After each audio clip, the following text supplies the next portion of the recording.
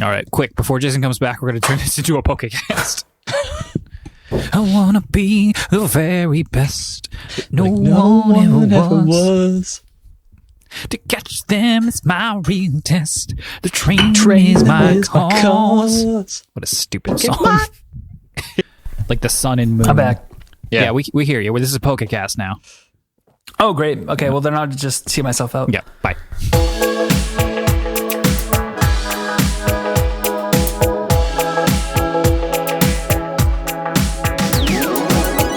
Wake up, everybody. Today is Thursday, November 12th, and we are Never Free to Play, a podcast where we talk about all the video games we wish we were playing.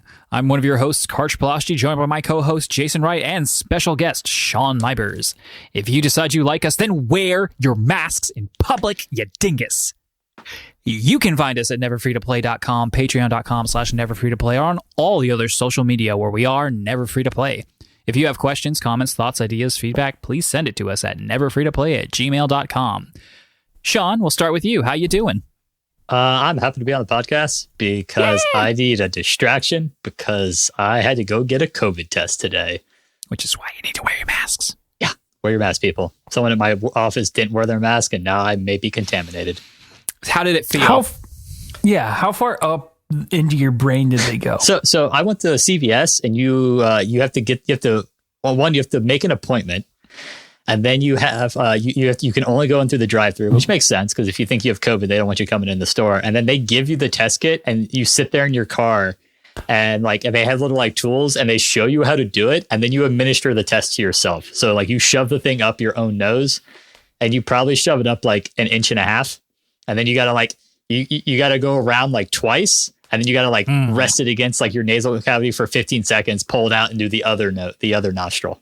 So dumb. What? That they make you do it yourself. My friend, my coworker, his wife had to do it too, and she's pretty sure she didn't do it right. I bet you did. If anybody, I bet Sean shoved that thing too far into his nose. I got cotton swab on the brain. There you go. That's so strange because here in Memphis at St. Jude, they make everybody who comes on campus get tested once a week, and they don't do both nostrils; they just do one. Now, is that test you get your results in 45 minutes test? I think so. Yeah. Yeah, I'll know my results in 2 to 4 days. Oh, yeah. I think that one's more accurate. It's not the rapid test; they just do the rapid test here. Which makes sense that they're going to test you that often. The whole administrating yourself, I don't know. I guess I get it on one hand, but also, the whole aspect of I hope I'm doing this right. Right. Sure. You can buy those now. Answer. Yeah. I saw an email from Costco that was hey, here, early access. If you want, you can buy COVID tests and do it yourself, and then you just send it into a lab or whatever. Here we're talking about early access video games, but no, I think you Costco. I think you can only get early access COVID in China. Zing, baby, zing. All right, let's get into it. Let's do some housekeeping. Sub, follow. If you're watching this on YouTube, press that subscribe button. Look us up at Twitter at Never Free to Play. You can look at Karch's witty musings there. He's the one that mostly posts. No shout outs, although Josh did answer our question from last week, and he doesn't stack his kids up in the corner, but what he is doing is actually pretty smart. He's making the older two raise the younger. So he's now subbed that out. That's genius. Correction. Oh, let's get into some corrections, but it's not a real correction. So Karch, you're editing this week. Don't you dare put the corrections music because I deleted it anyway. This is really more of a correction for the industry than it is for us. But last week we had said that the PlayStation 5 solid state drive could store your PS5 games and then you could transfer them onto the internal storage for actually playing. And that was the solution at launch because they said you can't actually play. There are no compatible drives at launch that will allow you to play games off the solid state. That ended up actually being not true. Sony clarified you can only store PlayStation 4 games on the external SSD storage at launch. You cannot even store PlayStation 5 games on there. So that'll get interesting. I wonder how long they'll make us wait for that feature because what's the drive 806? It's not quite a terabyte usable, right? And so these games are 50, 60 gigs. It'll be interesting to see how that shakes out. For sure. That's all I have. Karch, I'll let you get into some news. All right, let's get into some news. Right at the top, it's a new console launch week. We are in a new generation, ladies and gentlemen. The PS5 came out today. The Xbox Series X and S came out on Tuesday. Hooray. Feels bad, though, because we don't have any. I honestly, this whole generation jump kind of feels not as substantial as ones in the past. Do you think that's just in general? Like it's never going to be that? Or this is just the launch titles that are making you feel underwhelmed?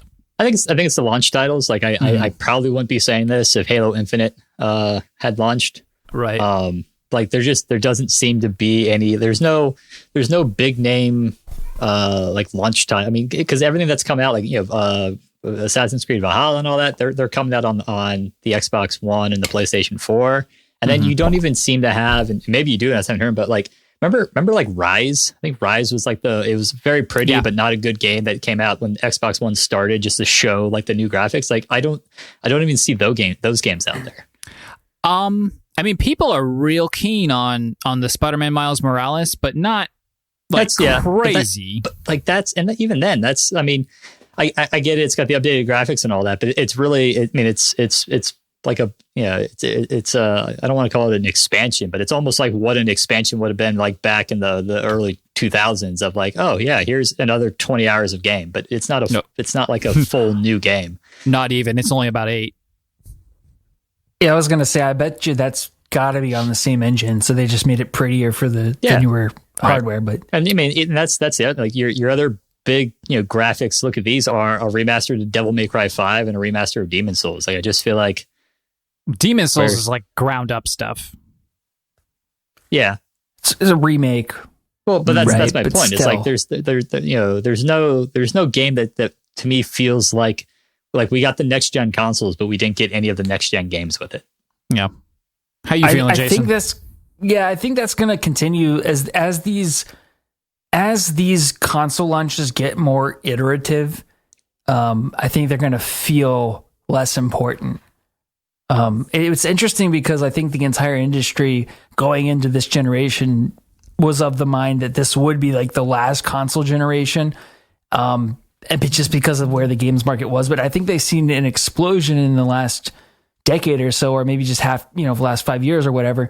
So it's clear that I think consoles are here to stay because a lot of people prefer that's their way they want to game. And I think it's more socially acceptable for an adult to play video games. And so just that cultural acceptance and it homogenizing with other things.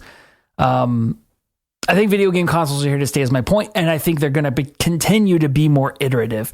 And I would not be surprised if these things end up being like cell phones, where you get a new model, say every 2 years, maybe you're on a subscription service and you trade in the old one at the launch of the next one and everything there's going to be a lot of cross gen. It's going to be interesting to see how this plays out. There's going to be a pro version in probably 3 years. They're probably already developing it now. So it does make it feel underwhelming. You guys are bumming me hard, raining on my parade. Yeah, tell us your thoughts, man. I'm stoked. I'm nobody's holding me back. I'm holding myself back. There's a responsible Karch holding back the frothing Karch from running out and buying the PlayStation 5 right now. You couldn't if you wanted to. Exactly that. There are none available. But I think I've said it before. I'm gonna get one by my birthday. I think by then I'll have a nice plethora of titles to get. Hopefully Deathloop's out by then. I can get that because I'm really feeling that Deathloop. But no, I'm excited. I like seeing this stuff. It is, it's less fun when you can't partake, but we'll see. There's a lot of stuff, like Sean said, though. I'm actually kind of grateful for a lot of stuff coming out on both, even if it's not as exciting in a new gen experience, because I know that Kena Bridge of Spirits is going to be on both, and I'm really glad I'm going to get to play it when it comes out rather than have to wait until I buy the PS5. You're going to miss out on that sweet, sweet bug snacks. Mm-hmm. Well, no, I can still play that on PS4 too. No, can you? Yeah. Oh, yeah. It's just not free on PS Plus, except for PlayStation 5. That's right. All right, but yeah, man, those load times, they are fast. Yeah. So Karch, I was going to say, I Sorry, read go on ahead, John. the Skyrim Xbox forum that I am a member, that I peruse, that like load times for Skyrim, like going into a city is like 3 seconds instead of the like half a minute. And it's like to load into a game is like 20 seconds instead of like a minute and a half. Like, it's like, oh my God, I could play so much more Skyrim. That's really funny. But It's like, eventually they're going to remaster that game for next gen, and it's going to be like shut up. there's going to be no load times. we'll touch on later, but I'm currently trying to skip or to kick my Skyrim habit right now. All right. Well, good luck. Before we get into that, we have some big remaster news. Mass Effect finally getting its trilogy remastered, coming sometime. I think they said Q1 next year. Actually, yeah, here I have it right here. Mass Effect Legendary Edition will include single-player base content and DLC from Mass Effect, Mass Effect 2, and Mass Effect 3, plus promo weapons, armors, and packs, all remastered and optimized for 4K Ultra HD. It will be available in spring 2021 for Xbox One, PlayStation 4, and PC. Switch with forward compatibility and targeted enhancements on Xbox Series X and PlayStation 5. And then they'll be giving us more info. What a slap in the face. Mass Effect 3 was available on the Wii U, and we don't get any love on the Switch. Was it apparently, yeah. Oh. It was one of their launch titles. The Wii U, that is. Yeah. That and that Arkham City, I think. I'm so stoked for this, and I think I owe it to Kyle to play the whole trilogy. They're maybe really in good one games. sitting if possible. Did you play them, Sean? I did, yeah. Like when this news came out, I debated. Like I was like, I really enjoyed playing them. Mm-hmm. And I played 3 after the update to the ending, and then there was the one DLC that kind of like, it wasn't necessarily the ending, but at least helped you wrap up things with your crew and gave you like a nice one with your crew. So I didn't have as much hate, I think, for the ending as some people did. So I mean, I don't know if I'll put the time in to play them again, but there's a definite part of me that would like to have the time to go and play Mass Effect again. Like I did really enjoy those games. Yeah, they're not very long. They're not like, that's true. They're not they're not huge open world RPGs. They're not short by any means, but I probably like 20, 25 hours at the most, as long as you're not trying to 100% it, of course. Yeah. That is my speed right there. That's I think you would really like them, dude. You might find the first one a little bumpy, and they're not going to update it at all. Like, they're going to leave the gameplay, at least as far as we know, because they haven't said much, but they're going to keep the gameplay intact for the most part. But the first one's a little bumpy, but then everyone loves the second and third one because they really it really hits its stride. But yeah, I think you'd really like them because it's that classic BioWare-ness before BioWare got full of itself. Yeah. Well, and Jason, if you're worried about the gun combat in the first one, go pistols and take the marksman ability. It makes it a pretty good shooter if you use that. Yep. Sweet. It does sound like, from everything I've heard about it, it sounds like it's right up my alley. So yeah. Is this going to be available? Yeah, on PC. So yep. That's probably where I would get it. And if it's coming out for Xbox One, I'm wondering if this will be on good Game Pass. Good point. Oh yeah, because EA Play comes to Xbox Game Pass starting in December. So this will really weaken that relationship if it's not. Like, if you can't have it all, if you're gonna have these dumb exceptions, then it's stupid. Not that you're paying extra for it, so there is that. But like, come on, EA. Like, well, I'm already mad at you. EA Play has tiers, though, is the thing. So the newer releases are never on the lowest tier subscription. You have to bump up to that whatever tier the highest tier it is to get. So, like, for instance, when what was the Star Wars game that came out last year that Battlefront 2 Jedi Fallen Order. Oh. Yes, Jedi Fallen Order. So for instance, if you had the lowest tier of EA Play, you could play the first, I think, 5 hours of that game, but then it cuts you off. Huh. And if you have the highest tier, then you do, I think, get access to the game. I think. Anyway. Well, I guess we'll see. Either way, we'll see. I will buy that. That's worth $70 maybe. We'll see. Ugh. They're going to charge $70 for remasters? Probably. Do you think, like, apparently I'm in a pessimistic mood tonight. Do you think BioWare did this just because they needed an easy win after Anthem and Andromeda? I mean, yeah, I think so. In the same announcement, didn't they shadow drop the fact that they're working on a new Mass Effect game? That's not a shadow drop. Of course they're working on a new Mass Effect game. Okay, not shadow drop, but didn't they just like casually mention it and it wasn't... Did. Yeah, it wasn't officially known. So my point is, I think they did this to build hype and to rebuild some trust. It's still not too late, because like I said, I'm excited for it, but I do think it's later than this should have happened by now. It's crazy that it hadn't. Yeah, because I mean, what Mass Effect 1 was 2007, and 3 was what 12. I think they came out in like a 5-6 year period. Mm-hmm. Sounds about right. Man, those were the days, right? Yeah. 3 games, huge complete story, 5 years. Why can't they do that anymore? What is wrong with this industry? Scale. It's the scale. It's not the scale. What you're upset that it's been 9 years since Skyrim has come out and we don't have Elder Scrolls 6 yet? No, I'm not upset about that at all. That's me that's upset. Sorry. You're projecting. All right, so we will wait for that while we wait for our PS5s. And while we wait for our PS5s, we have a fun little FAQ you can go read. It was posted on their blog. It's really focused around the hardware and what it can and can't do. The PS5 itself and the controllers. Lots of SSD compatibility questions. So if you had any questions prior to going and picking one up, go ahead and read that, because it's really comprehensive. And I actually enjoyed the transparency for a change. Yeah, it was thorough. Like I only got about through half of it, but I was surprised how long it was. Right. Did you read it, Jason? Negative. Of course. Moving on. Read. Moving on. The PlayStation 4 will be able to play PlayStation 5 games remotely via Remote Play. That's pretty cool. Will I be able to use my PlayStation 4 controllers when I do that? That was the question I was going to say. Everybody was asking, can you use your PlayStation 4 controller on the PlayStation 4 to remote play PlayStation 5 games? And if so, why can you not then use the PlayStation 4 controller natively on the PS5 to play the PS5 games? Because Sony's the worst. They are the worst. I mean, they kind of are. They are. This actually reminds me, and it's completely flopping this, but there's rumors that xCloud's going to come to the Xbox One. So eventually you'll be able to play Xbox Series X games on your Xbox One. Xbox Series X games. That makes sense. So the same isn't thing, that right? Yeah, but it'll be xCloud. So you'll be able to do it without even buying an Xbox Series X.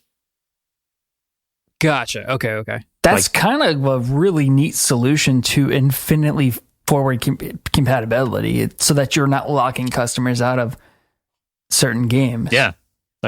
I think it was an interview I saw with Phil Spencer, and I think it's like 3rd or 4th on their list of things to get xCloud compatibility set up for, but it is one of the things they're working on, where xCloud will be accessible via an app on the Xbox One. Yeah. I was really disappointed that xCloud or Xbox, what do they call it now? Xbox game streaming is not available on Microsoft Windows. That, like, I own a Microsoft Surface and I pay for Game Pass. I should be able to stream games to the Surface. That kind of drives me crazy that the first platform they went after was Android, which I don't even know if that makes sense from a market share standpoint, because I think the main market they're targeting is North America. And then if you look at like market share of Android versus iOS, I don't know. And I'm sure there were some App Store hurdles. They went after the iOS, remember? And then Apple put them in their place. Right. And they are going to circumvent that with the browser thing. It's just, why not make it available on all of your own hardware first? That doesn't make sense. It doesn't. Yeah. I mean, if you look at market share, I'm sure there are probably more devices running Windows out in the wild than there are. Right. So here's Android. My only counterpoint is, if the team assigned to this was a little bit smaller than maybe they would have wanted or might usually be, and while you were right that Windows might be more predominant, that doesn't mean people are going to and you already said that, like, the market is on the mobile devices and they're definitely not running Windows there. And so, like, if you have to choose which one you're going to focus your time on, then they did it on mobile for those obvious reasons. Sure. Anyway, we don't have to dwell on it, because I'm just going to go in a rabbit hole, but the rabbit hole of rabbledom. All right, so that does it for the news. We are going to know what that means. Already? Yeah, already. It's been 30 minutes since we hit record, even less since you got back from your pee break. All right, this week we're going to do something a little different. We're just going to give Sean the floor here to talk about what he wishes he was playing, because Jason and I have really only been playing one thing. It's really only one thing we want to play, and that's Baldur's Gate 3, and we're going to talk about that in a little bit. And we've got a meaty topic of the week later on. So, Sean, what do you wish you were playing? I mean, first, I feel as the Baldur's Gate expert slightly ashamed that I'm not the one playing Baldur's Gate. So you should feel ashamed. I want to be playing Baldur's Gate 3. The other thing is so Assassin's Creed Valhalla came out, and ever since Origins, I every time a new Assassin's Creed come out, I'm like, they've improved the combat, they've improved the story and the side quests. Maybe I'll enjoy this Assassin's Creed. And every time I know that I'll start playing it and I'll get 10 hours in, nah, I'm bored. This is too tedious. But every time I am tempted. So part of me is Vikings. Me. Did you play the other two? I played Origins. I did not play Odyssey. Did you play a lot of it? I probably played a good 20 hours of it. Okay. And I didn't really enjoy the leveling up process. And then the whole, it got so repetitive. It was all right, go here, clear these forts. Yeah. I just was that's all right. Ubisoft games for you. Yeah. I want to, I think I saw a couple days ago that Star Wars Squadrons is on sale. Oh, cool. And I'm really tempted to play that game, because I played a lot of the old X-Wing games back on one the early Gateway that my family had, and then I loved Rogue Squadron and Rogue Leader. So I definitely want to play those. Plus, I've heard that Wedge Antilles at least makes a cameo, and as a devourer of all things Wedge Antilles, I feel somewhat obligated to go play that. Sean, what was your trivia question that you used to ask us, and the answer was Wedge Antilles? But you were the only one. I remember. Go ahead. It's what character appeared in all three films and survived to the end of them. Yeah, and isn't one of the main characters. And right, it is one of exactly. And then everyone always thinks it's Boba Fett because of that kind of up in the air thing about whether or not he escapes the Sarlacc pit. But the answer was Wedge Antilles. And also whether or not Special Edition counts, because he only appears in New Hope if it's Special Edition. Ah, yes. But is it's Special Wedge Edition the Antilles. digitally remastered? Special Edition is the one that came out in 1997 and added some additional scenes and redid a lot of the special effects. Okay. It was basically released in order to hype up Episode 1 coming out in 1999. Yeah, it wasn't especially egregious either. The one you're thinking of, Jason, is the one where they made Jabba digital, and that was really bad. And they added Hayden Christensen in the end. That's the DVD release. Special Edition would have been back when we still all had VHSs. Right. Now I've totally sidetracked myself. I apologize. But yeah, Wedge Antilles is great. I have his helmet in the background, and I love it. It's who I went as Halloween this year. And then with this console generation ending, I can't help but look at my backlog and be like, oh man, I should probably open and play my copy of Red Dead Redemption 2. And I should probably go back and finish Jedi Fallen Order and get more than 2 hours into Horizon Zero Dawn. And I have so many games that I want to go play, and never enough time to play games. Horizon's short, never man. Free to play. Yeah, Horizon, the amount I played it, I was I really enjoy the characters and the story and the world. I wasn't too sold on the combat. That boggles. Everybody says that. And that's fine. I'm so surprised that I'm one of the odd mans out one. I love the combat. I love fighting those guys. And I only had one major encounter, and I think it was just I hadn't figured the combat out yet. I was gonna say it's bow and arrow combat. I have to at some point enjoy it. Right. I think as you unlock more abilities, it becomes more fun. My thing that I dislike the most about it, and I have talked about this, is how difficult and annoying the stealth versus basically the combat against humans and the traversal around the world. Those are my main two knocks on it. Human combat's bad, but you can also take it, you can make it fun. And it's also, thankfully, except for in a couple parts, not the main focus, but it's not good for sure.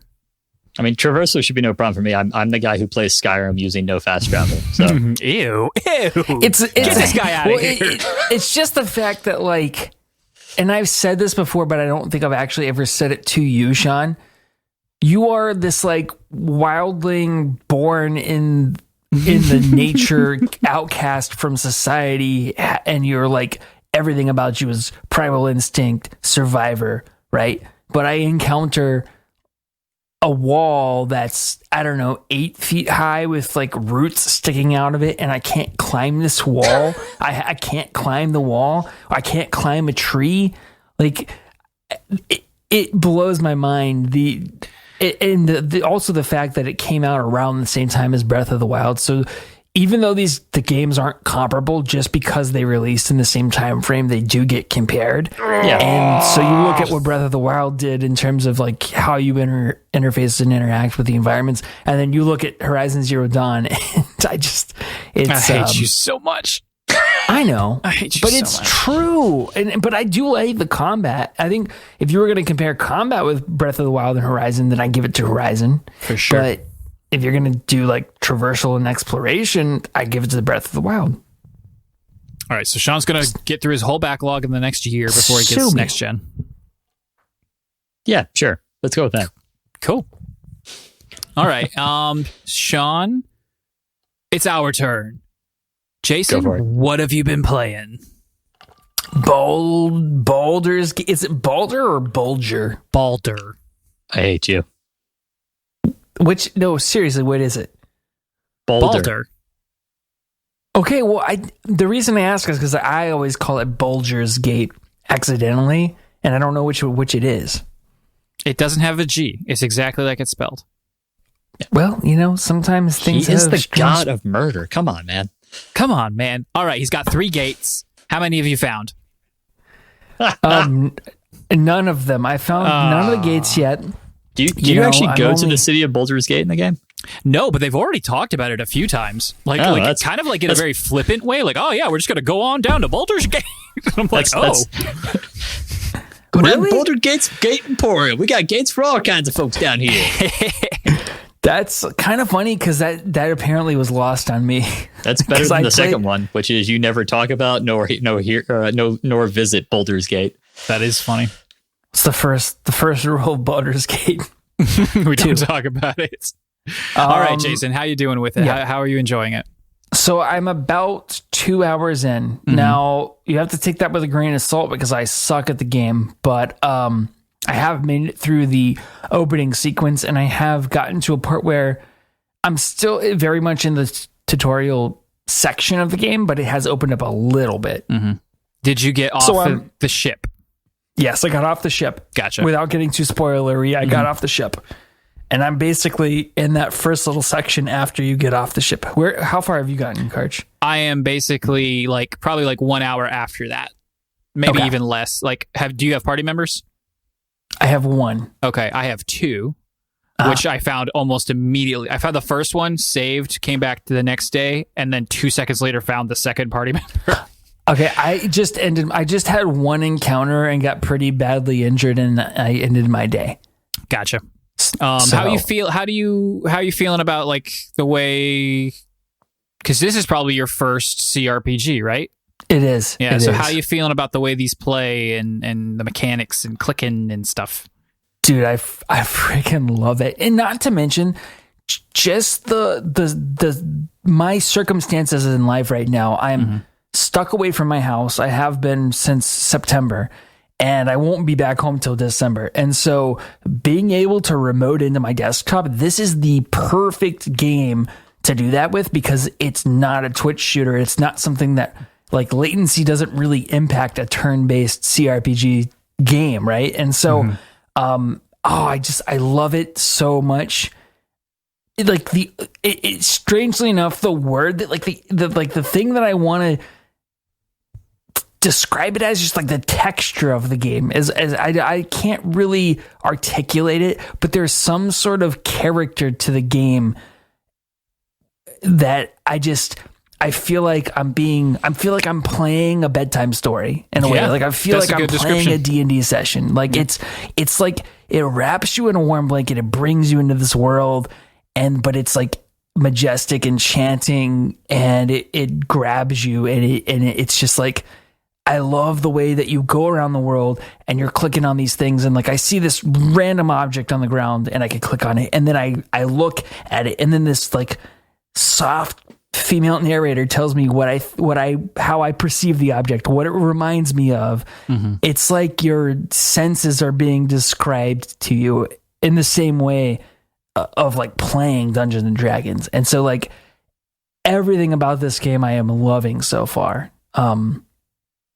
It's not like I don't have criticisms of it, but I kind of want to, I will talk about them, but I'm going to obviously reserve judgment until I get a little bit further into the game. Sure. And I think most of it's just like what I expected versus what I'm seeing, but I love it so far. What about you, Karch? It's pretty much the same. Like I'm certainly no stranger to this type of game, but I haven't played them that much recently, and certainly not as much as our good friend Sean here has, and he can weigh in with some questions here in a moment. But yeah, I mean, it's it opens up and the opening screen is hideous, but then the character models are actually pretty good, but then the backgrounds are terrible. So it's this constant rubber banding of like, oh, this is so early access, but actually they've done quite a bit already, but then it's so ugly, and then it's like a character or an enemy will take a turn and it just stalls. And it eventually picks up and they do their thing. And then my turns are usually pretty smooth and then the enemies go again. It takes a while. But the narrator thing, they have that in Divinity, but it's different. Like the narrator is more for the dialogue only. Whereas what you described is like where you actually have this kind of almost dungeon master like voice describing the scenario for you to really get you in. Because at least now, I don't know if they have plans to, but your character is mostly silent. They will make comments occasionally, and there is a voice you can pick, and the dialogue is spoken in that voice. But for the most part, when someone's talking to you, you pick an option from one of several, like usual, and then that's it. Like it's just text on your side, and then they respond to it with their voice.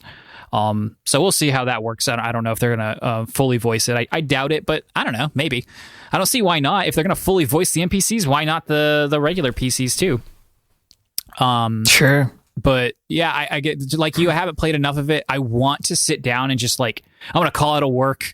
I want to send the girls on a spa day, and I just want to play like 8 hours by myself because these games kind of need that, especially the first or few times you play them. You know, on reruns, I imagine that like you know the world so well and you know the mechanics so well that you can just kind of breeze right through some things. But I just want to like soak it in. My one criticism is I hate how I can't angle the camera more horizontally. Like I can't see in front of me at all, really. Like you can't see in front of you. I can't angle the camera in such a way that like it's more level with my character's eyes. But then the way that the isometric, it's almost like a pseudo iso. It's hard to describe, but I have a feeling they won't change it because Divinity was like this too. And a note on that, like loving it. Even this short amount of time, loving it more than Divinity Original Sin 2. And I really don't know if that's because it's quote unquote better or because it's D&D, or if it's just because I'm playing where it's supposed to be played on a computer with mouse and keyboard, because the Switch controls are proving to be incredibly inferior. Yeah. Which is, I would have thought they would have integrated more touch controls on the Switch, but that's neither here nor there.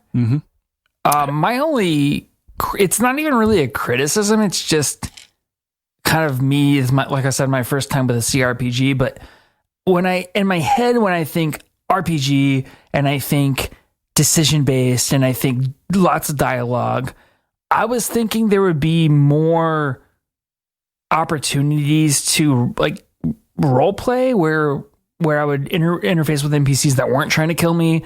And it's coming. Like it's coming. Yeah, that's what I figured. It's coming. So like I'm excited to get into that part of it, because I did pick like this. I picked a criminal for my backstory. My backstory. Thank you. And I'm a drow, so I have like, and I'm a rogue, so I have this, and in mind I have like this stealthy, conniving, sort of deceitful character in mind that I want to play, where I'm trying to be as non-lethal as possible and kind of weasel my way through the game, because I found I really liked that approach in Outer Worlds. And thus far I've had to be in combat. And I think part of that's just tutorials. So like they have to explain the combat system to you. So, obviously that makes sense. But I am excited to see what lies ahead in terms of how all that dialogue pans out. Because I'm already seeing inflection points where it's like, oh, what if I would have done this? What if I would have made that choice? And it's pretty cool. Yep. And I love, one last thing. I love when I don't know if you've had a chance to, but you get to make a dice roll check sometimes. Like if you make a perception check, it lets you click. Yes. And the D20 rolls and it lands. And like 4 times now, I've barely skated by and I got the exact value I needed. And I was like, tee. It was like, I was it's like clapping. So exciting. Like a little And I dummy. love the fact that you can make passive checks in the environment, and then if you pass them, it will reveal something new about the environment that clues you in to makes your life easier. It's just beautiful. That's all. It's promising. I can't wait to play more, and I can't wait till more is released, within the early access, and then of course the official launch later down the line. I will buy this game myself when the official launch comes out. So we can play together. Exactly. So, Sean, before we talk about what you've been playing, do you have any questions for us about Baldur's Gate 3? So have they stated like what year and Dale Reckoning? I really don't think so. I don't think there's any context yet, much at all, as far as that kind of stuff. Is there any implication that you're supposed to be a continuation of the character from the first 2 games? I am almost certain that I read somewhere that is not the case. Yeah, I mean, I figured it wouldn't be because, as we talked about previously, the Throne of Ball expansion, Baldur's Gate 2, really wrapped up the Child of Ball storyline. Right, and I'm sure, if I'm not mistaken, they at some point, Larian Studios, the developers, said like, it's not that, we're not doing a sequel per se, but we are going to we are going to make this. We haven't forgotten them. Like, we remember those games. It's why we wanted to make this game in the first place. So they will probably tie something in. One of the beauties of D&D is like the amount of options you have in combat and even out of combat. I mean, how much freedom do you have with stuff like that? Like, do you have like the shove option and stuff like that besides just regular attacks? You can shove, you can jump, you can disengage, you can hide. These are all bonus actions, which some people don't care for. I think it was a smart decision because normally those are not bonus actions. You would have to use your turn jumping or use your turn disengaging. I think for the sake of the video game aspect, it's probably smart that they did that. But yeah, there's a lot of extra, I mean, I don't know how many we'll see, if any more, but those seem like the basic ones that anybody can partake in. Even that's pretty more than, that's more than you see in a lot of interpretations of D&D rules to video games. Right. You can also do things like dash, and so you can forego your main action to like in order to get your double move. Oh, that's awesome. It's pretty nifty, all the little things that it's. Because, we've been playing Dungeons and Dragons. I haven't played Dungeons and Dragons since middle school prior to this year. And so getting back into the fold with that and, being an adult and understanding these things better than I did when I was a kid, and then going and playing a game like this, you really see the inspiration and the tie-ins and how they've really brought it to life. It's pretty incredible. For sure. That's awesome. Yeah. Have you been told that you must gather your party before venturing forth? No, not yet. In fact, you can split your party. That's a violation of Rule 2. Exactly. Don't split the party. No, and you can do this in Divinity too, but like you can just, by default, everyone sticks together and they follow whoever you're controlling at the time. But you can pick, first of all, you can obviously control any party member, but I can separate one or all of them so that they're all go in completely different directions. And I remember in Divinity, I could go pretty far. Like, I never tested the limits of it. Like, I don't know if I could literally go to a city with one and another city with another, because it was too clunky to have to bother with it. Like, because then you have to make them come back to each other too. But it's pretty flexible in that regard too. Nice. Yeah. And then I guess, Jason, would you prefer that I narrate with a soft female voice? If you could, or just get your wife to just write her a script. Yeah, I'll write her all the scripts for the area descriptions, and if nothing else, I'll record them ahead of time. Perfect, dude. That's awesome. Great. That'd That'd be so good of you. So good of you. You have all the software, and if you would just submit the audio files to Greg in advance, I'll have him mix and master them. Yeah, so he can touch them up. Right. Yeah. That's only fair. Totally. All right, Sean. What have you been playing, my friend? So I've been playing Hades. I'm about 10 runs in. Right on. I've made it to Elysium like 2 or 3 times now. Cool. I think I've settled on the Aegis, the shield, as my favorite weapon. Really? Yeah, I like the fact that its base attack automatically comes with knockback. Yes, it's nice. And then the like fighting Megara, and she, when she near the end when she's really low on health, she does like that radial range attack with all those little particles, and to see that come in and just be like, nope, just gotta hold the shield up and weather this storm. Like it's very useful for certain enemies like that, and then the Captain America aspect of throwing my mighty shield at people. It's so how good. do you, I'm going to sound so dumb. How do you block using the shield? You hold the attack button after attacking. Oh my god! And then he'll dash forward, and then right now I have a run that I started this morning that I paused on, and I have, instead of the dash, he shoots like a blast out of his shield that does just ridiculous amounts of damage. Really helpful, because the dash, for some reason with the shield, does not cross gaps, and there's too many gaps in most levels for that to be useful, unfortunately. Oh, I did not realize that. Yeah, you like even a small one, even one like that you could definitely, that you would definitely be able to cross the gap of. It's like, no, it just doesn't let you. Yeah. So I've beaten Megara, and with the 3, with the shield, the sword, and the spear, and then I've beaten the Bone Hydra with the sword and the spear. I gotta give the bow a try. I didn't think I was gonna like the bow, but after the spear, I think I might enjoy the bow more. The bow is really good, especially with certain kinds of upgrades. Just like every other weapon, they all have their like really good upgrades that make you feel right at home with them. The challenge that I had with the melee only is that, and I know you can throw the shield, but I had problems like staying out of the line of fire with some enemies where I felt like with the shield I wanted, or with the sword, I wanted to go up and attack them, and then I would have issues, taking damage.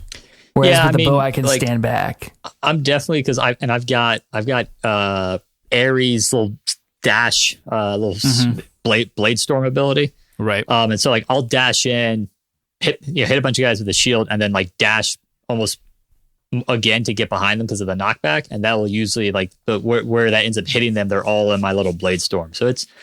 And then, kind of while they're recovering from that, I'll just kind of run off and throw the shield on them a bunch, and then close back in for another attack. So I'm probably not killing enemies quite as quickly with the shield as I would with the sword. I find it's one of the slower weapons, and sometimes that bothers me. But I do also really like the shield, so it's a good payoff. So, and just in general, I mean, I'm at where I now know why Zacharias is trying to leave. That he's not actually trying to go to Olympus to hang out with the other gods, and so that whole storyline and the fact that things aren't quite right in Hades has within the various circles of hell has me pretty tied in. It's really intriguing. So, that said, Elysium sucks. It sucks so hard. It sucks hard. I know I'm gonna go beat probably the Bone Hydra with the shield because I haven't used any of my Death Defiance yet and whatnot. But it's like, then I'm gonna get to Elysium and just like be miserable again. Have you gotten to the boss there yet? No, I've gotten halfway through Elysium. I'm both. Gotcha. I think the 2 times I've gotten there. Pro tip in Elysium, you know how you can tell what's in the next door by, the icons above the door? Yep. You can take a path such that you won't have to fight any mini bosses in Elysium. I would recommend, for me at least, trying to avoid mini bosses, because there's like a little skull over the door. Yeah, I've seen that. Yeah, I would recommend trying to avoid mini bosses in Elysium. Sometimes it doesn't give you an option. I don't run into a mini boss on the first 4 rooms because I took a chaos boon that I get a crap ton of extra health, but I can't tell what's in the next room. Oh. Well, you're just screwed. I love the chaos boons. I almost always go there if I can. So I've been playing Skyrim. I did the Dawnguard DLC. Nice. Which is the vampires versus vampire hunters little quest line that has Serana, who incidentally is voiced by Laura Bailey, who voiced what's her name from Abby. Abby, yeah. Mm-hmm. So I played through all that, had a lot of fun playing that with my whole mod setup. But I think I've scratched my Skyrim itch for at least the next few months. So I think I'm going to be stepping away from Skyrim, and then hopefully working on that backlog I talked about earlier. I'm proud of you. Not if I give you my Steam login. Stop it. Shut up. No, I'm gonna cut you out of the podcast. I might go play a little bit of Titanfall 2 here sometime soon, just for old time's sake. But I do want to move on. Like, I mean, and that's I play Titanfall 2 for like 20 minutes at a time because I'll play like 2 matches exactly. at a time. And then I'm it's too much, and I got to go play a simpler single player game that doesn't require all of my effort to try to even just be competitive at. Mm-hmm. All right, and we skipped it earlier, but we've been playing some actual D&D too. And my poor companion. My animal companion, that is, Badger Jerk, passed away. Bravely. Sadly. Sadly, but also we could have prevented it if we were smarter. It's true. We could have healed him. We could have done a Dungeon number of Master. things. I feel terrible, but also that one's not my fault. It's not your fault. Not at all. No. It's kind of Karja's fault because you mentioned the... You mentioned it. Sean, you probably would have caught us, but maybe we could have tricked him, you know? Tricked who? Sean. Maybe. Because you were the one that was like, oh, by the way, the effect wore off. Oh, no, I don't want to. But that's not how you play the game, Jason. You're not going to be able to trick the computer in Baldur's Gate 3 when your characters die. Well, that's why I'm better at. I'm a better person in that game because I can't accidentally break the rules. But I'm telling you, if it were me, I wouldn't have known that. True. It wouldn't have been. That wouldn't have been intentionally like deceitful. I just would not have remembered or known. There's also a DM aspect here of I am cognizant of how well each of you know the D&D rules and how much oversight you require. That's a good point. You probably spend a lot of that mental energy on me. I've become very well versed once again in all the bard rules. There you go. I'm trying so hard. You're doing great. The last few sessions with you kind of being the face of the party, you're killing it. I'm trying. I need a voice. That's the one thing I wish I had because I love Karja's voice for his character. I need a voice when it actually sticks and sits still for a second. All right. So yeah, that's what we've been playing. That's what we wish we were playing. But does anybody have some gaming gripes? I do. You know me. If no one else does, go ahead, Sean. I'm always great. I'm always a gripe. So I got small gripe, which is yesterday I was like, hey, yeah, I've had this. So I went for my Windows phones. I've had a Windows Phone 7 and then a Windows Phone 8 for like the last, I don't know, 8 years now. It's the only smartphones I've ever owned. That's amazing. And it was, I had each of them for like about 4 or 5 years. And so this past March, I was like, all right, like what was the nail in the coffin was the weather channel app for my phone was discontinued. So they were no longer, I could no longer get the weather forecast on my phone. And that's pretty bad. I tried to go in the app store, the Microsoft phone app store to get a new weather app.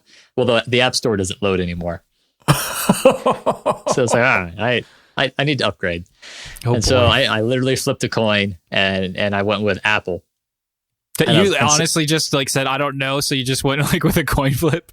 Yeah, I had pros and cons for each, and I was like, screw this. Flip the coin. I'm surprised you didn't roll a D20, but okay. I was on my cutter at the time, and I didn't have my dice. So finally I was like, all right, I want to put my music on my iPhone, so when I go running or something, I don't have to just listen to Pandora. And so like I had all my music backed up on one of my portable hard drives. I put it on my laptop, and then I plugged in my iPhone, and I was like, all right. So on the Windows Phone, it being a Windows, it had folders and directories just like a Windows computer. And so I just, you just find the music folder, and then you could just click and drag all of your music over. Mm-hmm. Turns out with the iPhone, you have to download Apple Music in order to put music on your iPhone. Yep. And I refused to do this, so I pulled my old Windows Phone out of wherever I had stashed it, and it is essentially now a Zune.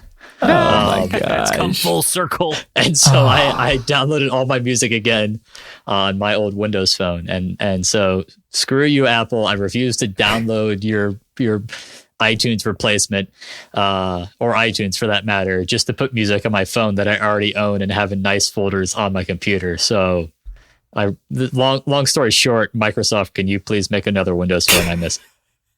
The Surface Phone's not a real thing, right? No, That's the just Surface Phone's going to run on Android. Like I want my live tiles, and I want my Windows branded phone, so I can have my Windows computer and my Microsoft built gaming console and my Windows owned phone, and I'm just going to have one company that knows all of my personal information. I agree. There are dozens of us. Well, speaking of crappy decisions made by tech companies, and I don't want to get us off into the woods here, but we've been putting everything in Google Photos for the longest time. And yesterday they announced that they're discontinuing the high quality unlimited storage. So basically, if you want to continue to use it in any meaningful way, you're going to have to start paying for it. I thought that was already the case. No, it wasn't. Only if you wanted original quality, but high quality, high quality was 15 megapixels, which means anything you take with an iPhone or any sort of smartphone. Now I'm upset. My old Windows phone was 42 megapixels. Oh, wow. Okay, Sean. So you would have had to compress your yes pictures, but for us normies, Google's been on a get money, like the whole the sheer amount of ads doubling on YouTube. Like Google seems to be on a we need to make money binge right now. I don't know why. Which is weird. Maybe it's because Apple passed them on the Fortune 500 or something. I don't know. That or maybe people are finally starting to figure out that internet ads are kind of a scam anyways, and you shouldn't be spending as much money on them as you are. Maybe. Well, so the thing that everybody's upset with on it is okay, we all entered into this agreement with your unlimited free storage so you could scan our pictures and use it to develop your picture AI.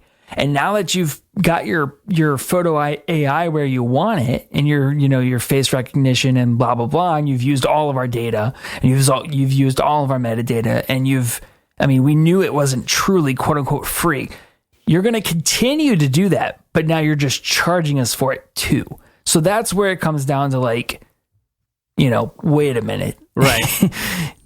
If I'm going to pay for it, I should get some privacy aspect to it, but that's not an option. Not only that, but they took away the unlimited tier. The most you can get is 2 terabytes. So, we're going to have to relocate my prawn folder, but whatever. Now I'm doubly disgusted. That's not even my real gripe of the week. That's I'm gonna have to cut all that out. It's just nonsense. Cut all that out. Cut it all out. I'm gonna cut you both out. It's just me talking to myself. Go ahead and gripe, Karch. I'm tired of people oversaturating the market. And we talked a little bit about this last week with Sean's question, funnily enough, about how much do you want to know about a game before you play it? But stop shoving stuff down our throats in the lead up to a game. Most specifically, the upcoming Hyrule Warriors Age of Calamity. Every week there's a new video, and it's tiny and it's short, and it's not especially spoilery, but it's just they're doing their best to make me not there's no chase. I don't miss this game because I just see it everywhere I go. And I don't it's just annoying because I do want to play it. I'm ready to play it when it comes out in, I don't know, 15 days or whatever, or 10, not even 8. But yeah, stop it. Stop doing it. They did this with Spider-Man. Buy that. Yeah. Spider-Man was the same way, Spider-Man on PS4, that is. It was just everywhere, and not just on TV because I don't watch TV, but online, and everybody couldn't stop talking about it. I'm but it'll be here. Let's just talk about it then. Stop it. I don't want all of this marketing. You already told me it's coming out. I'm already ready to buy it. Leave me alone. That's it. I couldn't be more on board with that sentiment, but that from... I figured, yeah. Yeah. My gripe of the week, unless you had more to say about that, because I totally agree. No, go ahead. My gripe of the week is the Steam search function, because I just got done lambasting Google But the thing is if I would have typed this search into Google, I would have come up with what I wanted. I didn't know how to spell Baldur's Gate because I kept saying it Baldur's Gate. So I typed in Baulder apostrophe S. A reasonable mistake. Right. That came up with nothing in the Steam. I'm in Steam. I'm in the store on my computer, on a laptop. And I typed that and no search results. So then, well, that's interesting. Maybe that's not how you spell it. So then I type Balder. Nope, nothing. It's like they've never even heard of it. They have no idea. It's almost comical. But anyway, that's my gripe of the week. Steam search function for all of the praise that it gets for its community features and et cetera, discoverability. The search function is abysmal. If you want to see bad search function, you should try the Bethesda mods out of Skyrim. It is the worst. I've been on some mod sites before trying to find specific ones. So and they're Nexus, not good. like Nexus is actually has come a long ways, but the Bethesda run one that you can access, that you can then get into from your Skyrim on your Xbox One is just awful for trying to sort or find. I have a spreadsheet where I keep the name of the mod, the size, and then where I put it in my load order so I can tweak things around and see where I'm on my 5 gigs. I also have what I will search it by to actually get it show up in the search because it'll only display the first 50 hits. And so, when you search something, the more recent mods come up first. So if you're looking for a mod that's been around for a while, you'll be I want to find Frostfall. Well, Frostfall is a fairly popular mod. It's an old mod. There's a bunch of mods that have Frostfall in their descriptions, so you get the 50 knocked out too fast. So you have to find other ways to back yourself into finding the mod you want to find. Oh, that sounds terrible. That amazes me about that. And in the same vein, the PlayStation Store search is just as bad. Where, it's really when I was bad. trying to find the Final Fantasy VIII demo, I typed in Final Fantasy VIII, and there's a million DLCs for remastered versions or whatever. And anyway, just a friggin' mess. That's because you were looking for Final Fantasy VII, you dingus. Whatever, you know what I meant. Cut that out, Karch. Cut that out. I'll cut it out right after this drink break. Brought to you by Pokemon. Ooh, No. you're my best friend. No. All right, let's go get some drinks. I'll be Do right your back. Pokemon commercial. I'm done. Do you have trouble finding a mate for your Pokemon? Well, look no further and buy one of PokeStar's Dittos. They come pre-equipped with all the genetic material you'll ever need to create thousands and thousands of copies of your cuddly little Pokemon. Just squish your Ditto into their face as it morphs its body around them, creating many, many delicious eggs. Crack them, put them in a frying pan and serve them on bread. Raise them as your new babies, and then throw them into battle so that they can destroy your enemies. All right, now it's time for Topic of the Week in a little segment I like to call Meet the New Gen, Same as the Old Gen. We're going to go ahead and go through our top 5 games of the generation, with the small caveat being that they have to have been on the PS4 or the Xbox One X family. And so, Well, there's another rule. What's that? No Skyrim. And then no Skyrim, right? Even though... Yeah, well, our rule was you could only include a remastered if you didn't really experience it on... if you only primarily experienced it on that gen. And that rule pretty much existed because of Skyrim. Yeah, because I played a lot of Skyrim on the 360 too. So unfortunately, no Switch or PC only games, or poor Hades, who came out on both but not the other two, because we all love Hades. Anyway, let's get started. We will go in backwards order with our 5th favorite, and then if anybody has the same one, we'll go ahead and talk about that at that time. So if I say, oh, this is my 5th favorite game of the generation, and that was Jason's number 3, he'll go ahead and chime in on his opinions as well. We're not going to score these or anything, because I didn't plan to do that. And also I have a feeling that we actually are going to not have that much crossover, so it wouldn't feel very fair. All right, so Sean, go ahead, start us off with your 5th favorite game of the generation. I'm going to throw out my honorable mention real fast because. Oh, right. Sorry. Honorable mention. Yeah, there's a very brief game. There was a game I just realized that I greatly enjoyed, and if I had more time, I may have gone higher up. But Child of Light was an Ubisoft indie game that I really enjoyed the combat aspect to it, the whole like interrupt and kind of the sliding timeline of that game. I found greatly enjoyable. Yeah, it was turn based, but it had this like active real time aspect to it. Mm-hmm. And then the whole, not necessarily good rhymes, but the whole rhyming. I literally beat that game, and for like the next week, I was like finishing people's, like I would respond to people and I would rhyme their last sentence. Like it like permeated into my life. Yeah. It's a little dull at times, but it's also a really beautiful and still very well made game. Very polished for what it is. And I didn't beat it, but I really did enjoy my time with it. I beat it, and then I think I loaded up like a second, like the new game plus, and played it a little bit again, but I didn't beat it a second time. But I think there's supposed to be a Child of Light 2. Interesting. It's also one of those games that like I enjoy, like the soundtrack. It's one of those games where I actually bought the soundtrack. Very good. Which we'll see a few times, I think, here. I don't know if you guys want to do your honorable mention, or you want me to just go straight to my 5. Yeah, we'll go ahead and do that. We'll go around the table.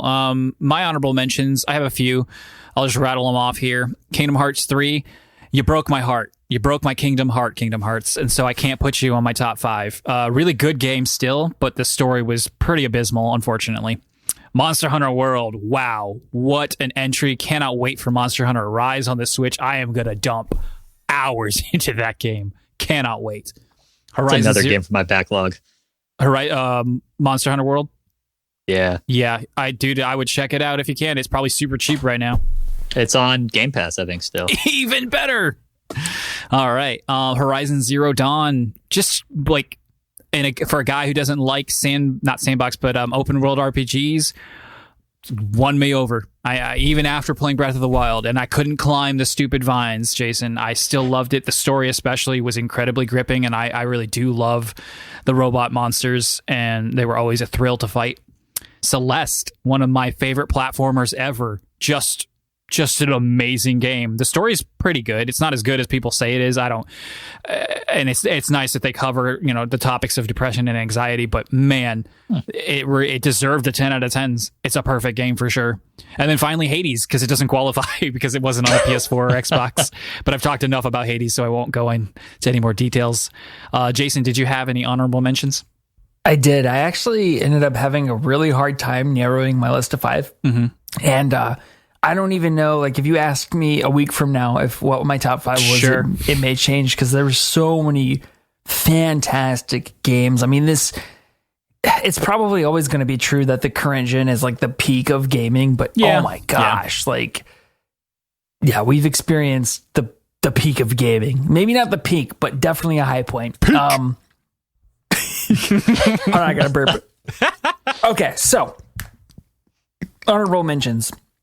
My list is segmented into games that I played that did not make my top 5, and games that I did play but did not finish, so I didn't feel like I could rank them. Mm-hmm. And then I actually have a couple spots for games I wish I had played. So, honorable mentions. Far Cry 5 and Rocket League kind of fall into the same camp of games that I loved the multiplayer aspect of it. I've talked Far Cry 5 to death, but I do believe that if you are going to make an open world RPG multiplayer game, that's the formula to follow. Far Cry 5 did it right in every way, shape, and form, from the way that it tracks your character progression and experience to the way that it allowed you to join each other's missions, join each other's games.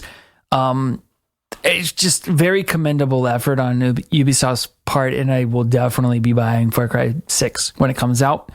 And then Rocket League, I played that game to death. I got it for free on PlayStation Plus. I was a member at the time, and I got it. I mean, that was where it was first released, and I was actually pretty good at it then. Now people have like min-maxed it to death and figured out every mechanic. And back when I was playing it, there was no esports league of people doing this where they would just basically spend the majority of their time in the air. It was very, very basic of like, let's all hit the ball. It's soccer. It's soccer with cars. And that was it. And I loved it. The simplicity of that. Another one that's on my honorable mention, and that if you ask me next week, could very well be in my top 5, is The Outer Worlds. Oh, I thought this might make it. It's interesting. Dang, think about that. It's so hard. It's so hard. I'll maybe want to circle back to it because that was tied for my number 5 spot. Then games that I wish I had finished, Horizon Zero Dawn's definitely on that list. I think I would have liked it more had I finished it. Spider-Man for the PS4, definitely on that list of games that I wish I had finished. I don't think it would have made my top 5, but I do wish I had finished it. Final Fantasy VII Remake. I wish I had played more of it. I played the demo. It's waiting for you. It's waiting for you. Yeah, I think I might circle back to it, especially not getting a PS5 right away. It might be one that I circle back to. We'll see. And then Red Dead Redemption 2, which I will play eventually because Greg did buy a physical copy and lend it to me. He said he's done with it. I don't think I'll beat it, but I want to experience it. Yeah. And, oh gosh, there was one more, but it's not coming to me and I forgot to write it down, so we can just move on. All right, then. So, Sean, start us off. Number 5. What is it? All right. Well, my fact that I totally forgot about Outer Worlds, and apparently that's an honorable mention for me.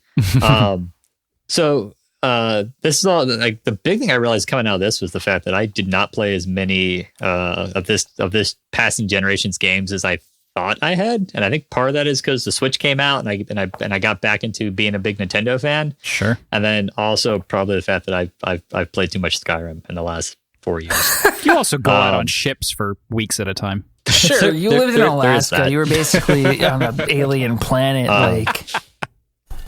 So, but like, you know, we've talked about before how like certain generations have kind of been defined by the genre of game that came out, and like 2 generations ago really would have been like the first person shooters, you know, the Xbox and the PS2 for sure. And then last generation was, or the 360 PS3 generation was kind of going away from that to open world. And I think we're still very much in the open world, but like another thing that really got big this generation was the rise of the loot shooters that kind of started with Borderlands 1 and 2. Yeah. But yeah, you see Destiny 2, Division 2, and then Borderlands 3. And I played a lot of Destiny. I played it very briefly on the previous generation, but primarily on this generation. I had no idea it was on the previous one. It came out like at the very end, and I almost want to say it launched on both. Probably.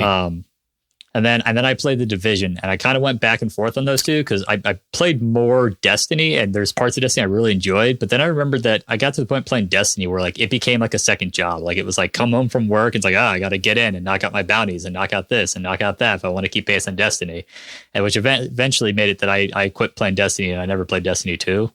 But kind of in recognition of that loot shooter, I'm going to put the Division on here, if only because I had more fun playing it, and also because it reminds me how much worse everything could be than even compared to how it is right now. Dude, I think the Division. I think that's a plus. I'm not sure. I don't know, man. I think it's just a harbinger. We're heading there, right? Isn't that what's going on? Basically, yeah. Like I've ever played like the Division, and I loaded it up after getting back from patrol when all the COVID stuff kicked off, and I was like, I can't play this game anymore. Like this game's too on the nose, and I can't do this.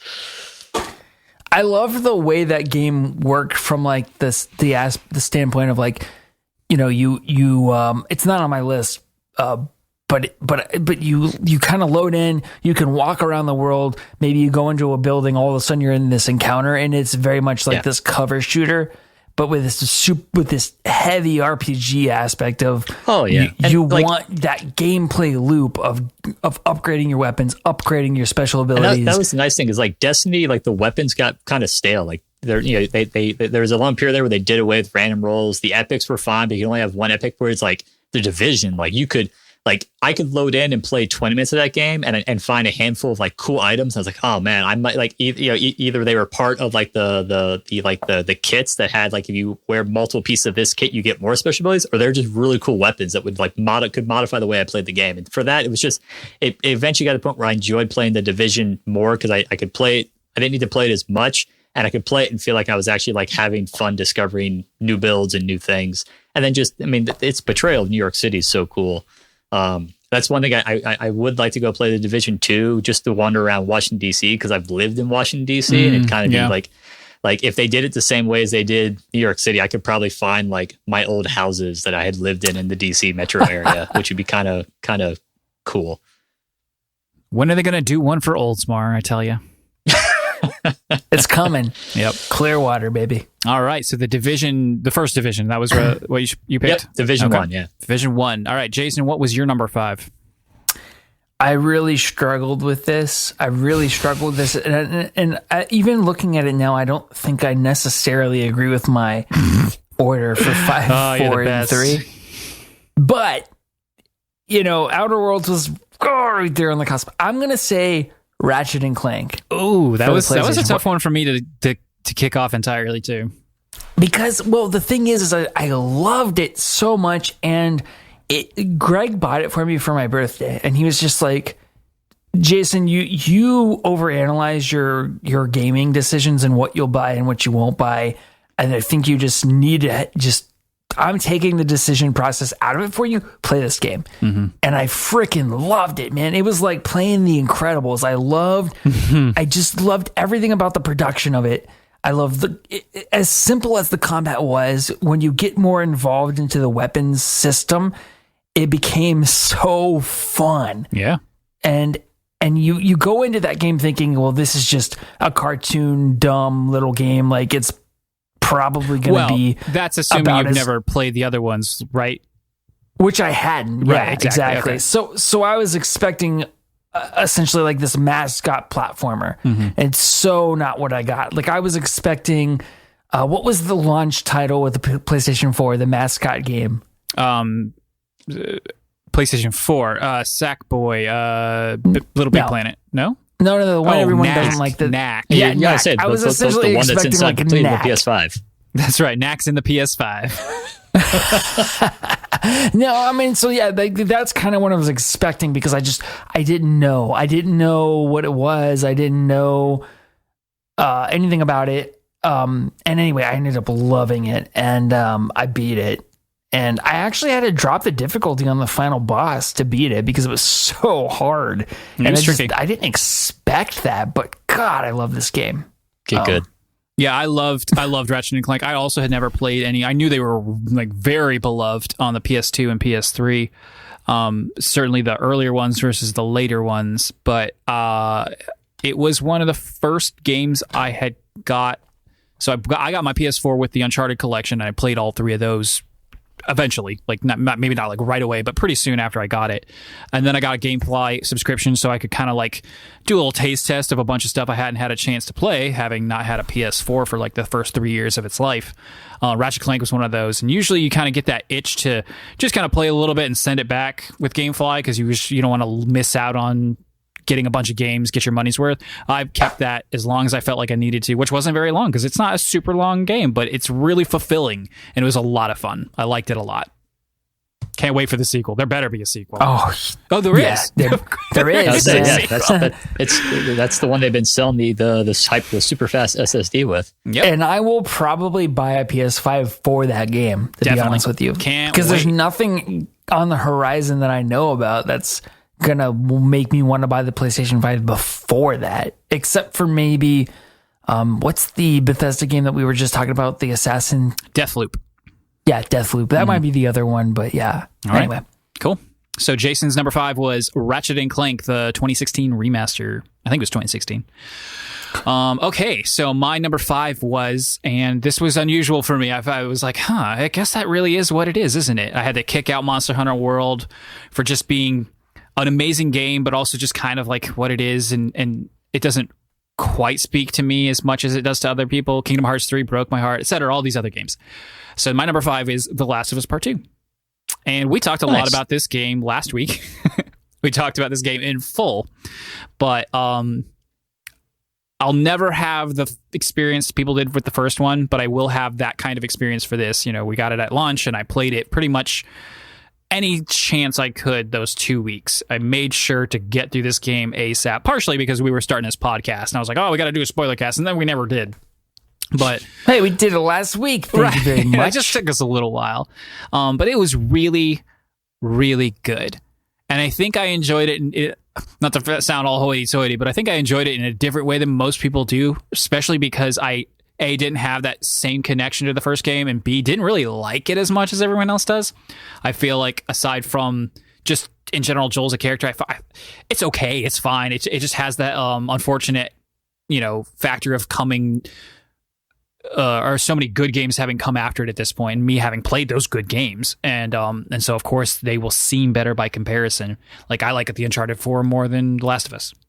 Just how it is. Go away. I know. I need to play both those series. They're so good. Uncharted 4 is so good. I've got a copy of Last of Us remastered, so play it. I will 8 hours. Try to get to that. 10 or 11 at the most. Don't listen to Karch. 15 hours. Budget 15 hours. I'll probably play all those too on the lowest difficulty just to help speed me along. And that'll make it go by way faster. Karch, this was my number 4, by the way. Okay, so yeah. Weigh in if you'd like. Well, nothing you didn't say. I had a slightly different experience. I mean, I had to leave off The Last of Us Part 1 for this because although I did play it on the PlayStation 4 remastered for the first time, I just felt like I didn't want to include it because it technically was a PS3 game. Mm-hmm. But I do feel like I played it soon enough after its release that I did get to experience what you're describing. Sure. As like, wow, this game is very unique. It's kind of the first of its kind that I had ever played because I hadn't played any of the Uncharted games. And so like, to me, the way that this game did narrative was totally new and unique. And then to see the evolution of that in The Last of Us Part 2, even if I didn't agree with what they did with the characters, even though I didn't like spending as much time as I did with, I won't say, doing a new thing that they made you do, if you can listen to the spoiler cast. But I put this as number 4. It was hard. I wanted to put it as maybe number 5. Mm-hmm. But like I said, for whatever reason, I ended up putting Ratchet and Clank because I thought of it later. So anyway. All right. So that was Jason's number 4, 5, and 4. So Sean, what is your number 4? So my number 4 is actually probably the most recent of these games that I've played. And it gets on this list for several reasons, but it's Astroneer. I almost put it on my my honorable mentions. And I love it. I mean, I've played a lot of Minecraft. And Minecraft was, especially when I first when I was in Pittsburgh for my nuke training, that was a game that I played with one of my old college buddies and my younger brother, and we stayed in touch. And so I've always enjoyed Minecraft, but like Astroneer, while not having quite the same level of like creativity outlet as Minecraft, but like it takes the whole like mining and then the crafting aspect, like exactly where I want it to go. Like the whole space faring aspect of it and kind of building up this home base and building up little outposts. Like I had a lot of fun. And then there's just the aspect that was the first game that, it was certainly over a decade that you guys, Robert and I got to play together, even if it was only that one time. We got to do that again soon, man. We do got to do that again. Please. So yeah, and then of course there's the fact that I'm an engineer and I desperately want to be an astronaut, and so Astroneer just speaks to me on that level. So there's a lot of little things that Astroneer has going forward. I won't say it's the best. It's certainly not the best video game on this list, but it's certainly one that brought me a lot of enjoyment. And I usually like Minecraft. I don't enjoy playing by myself, but I played a bunch of Astroneer by myself just because that the exploration part of that game was so enough to push me onwards. So good, like it's like.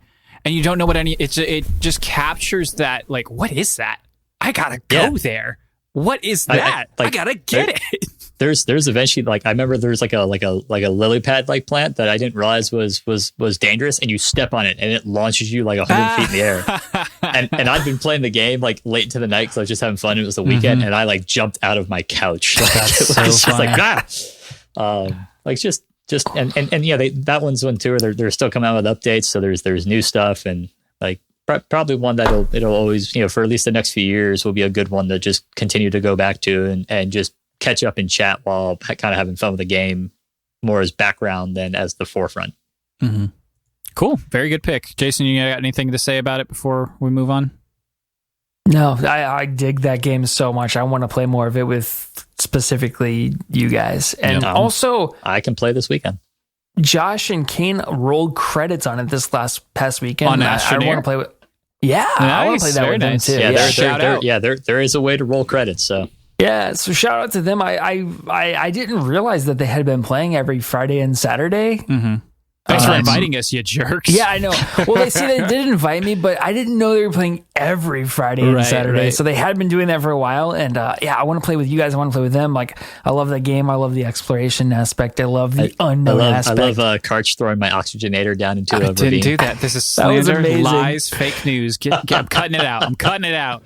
Cut out the lies. Just like you see a beam of light and you're like Karch said, let's go there. What is that? And then how do we get there? And we've got to gather the resources to make the beacons to get to the thing. And then once you get there, it's like, well, what do you do? I'm 5-minute walk away from base. So anyway, yeah, so cool. I love that game. It didn't make my list, but very cool game. Yep.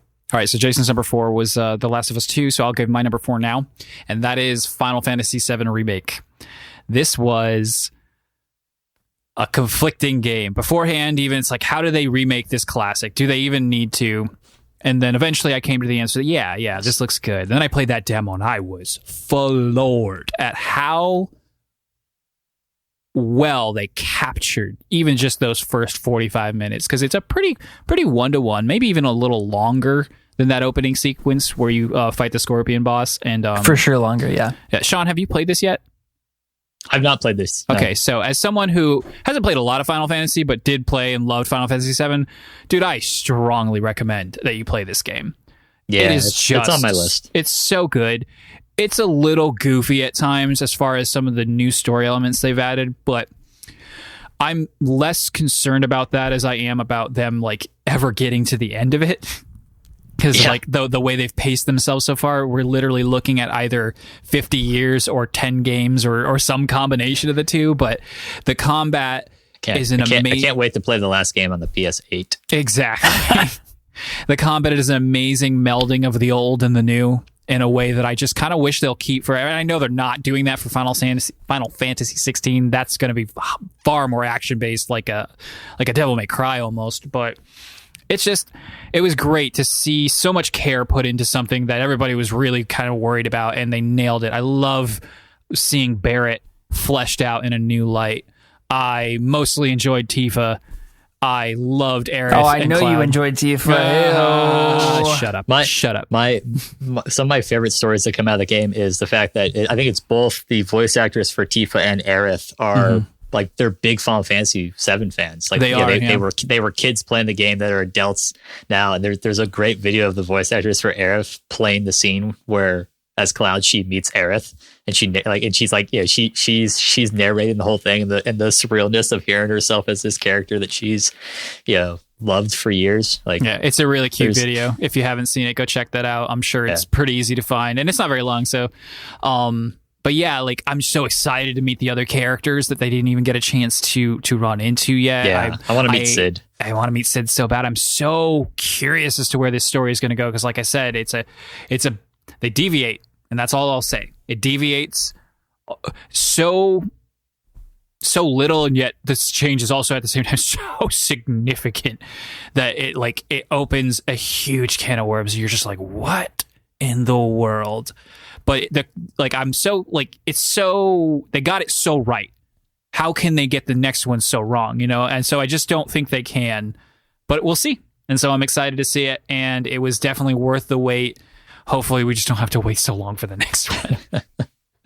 All right, Sean, what is your number 3? My number 3 is Nier Automata. Nice, very which cool. Was just pick. It's such a the way that game tells its story. And because you beat that game the first time, and you're like, this was a nice solid game. Like no spoilers now because I still want to play. This. Yeah, I know. But you beat it the first time, and you're like, this was a nice solid game, and you're like, it's fine. Like the story's like it's got some cute moments, but it's not anything like mind boggling. And then you beat the game again. And then you beat the game again, and I harped on this. I think last time I was on podcast, huge. And that third playthrough is where you get the title card, and then the game just goes. Oh my god! It completely it rips your heart out, but it goes full in, and it's just. And I mean the gameplay is fun.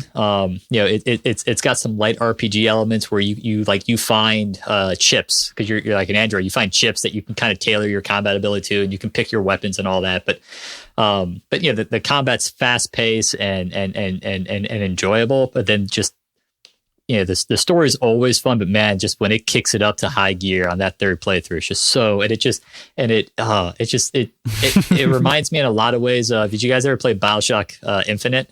I did not. No. Like BioShock Infinite was a game where I beat it, and then I just sat there for the next week, mulling it over my mind, being like, what did I go through? What did this game just teach me as a person? And Nier Automata was what did I just learn about humanity and what it means to be human and love? And I was like, it was. So let me ask you this about the different playthroughs. Do you roll credits the first time you beat the game? Yes. It's got 20 different endings, Jason.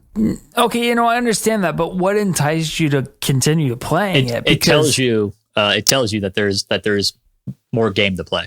Is it a complete, how different is the second and the third and the fourth playthrough though? So the first playthrough and the second playthrough. So the first time you play, you have 2B, which is the female android lady that everyone kind of knows, and you have 9S, which is the android kind of the boy.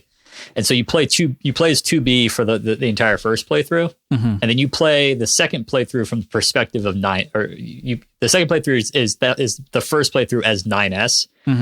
It skips a lot of the parts. Cool. Okay. Or it skips it's shorter to beat it the second time than it is the first time, and then the third playthrough, you play as all three characters at different times in the third. You play as those two characters plus the third character at various times.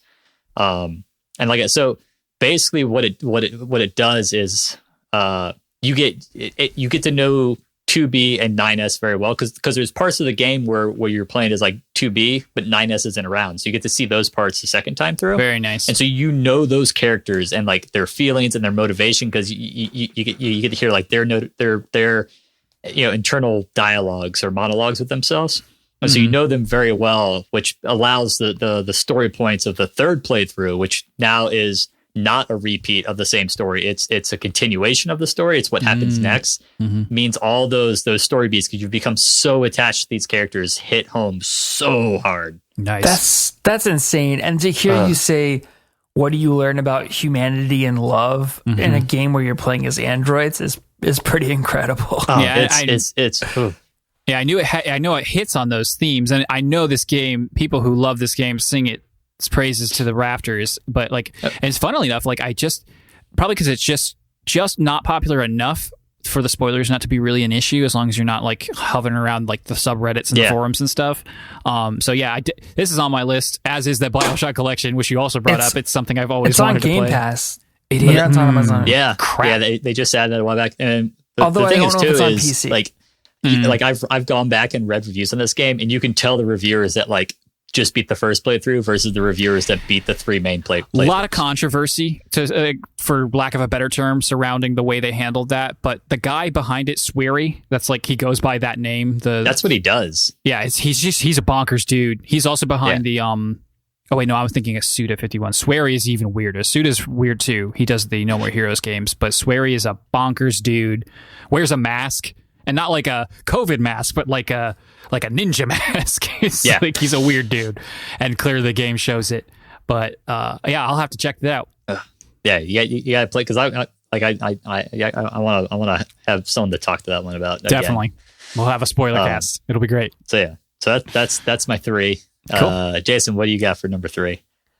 So for me, it was hard to put this game here, but I did because I feel like it deserved it. So I have Celeste as number 3. Good pick, man. And nice.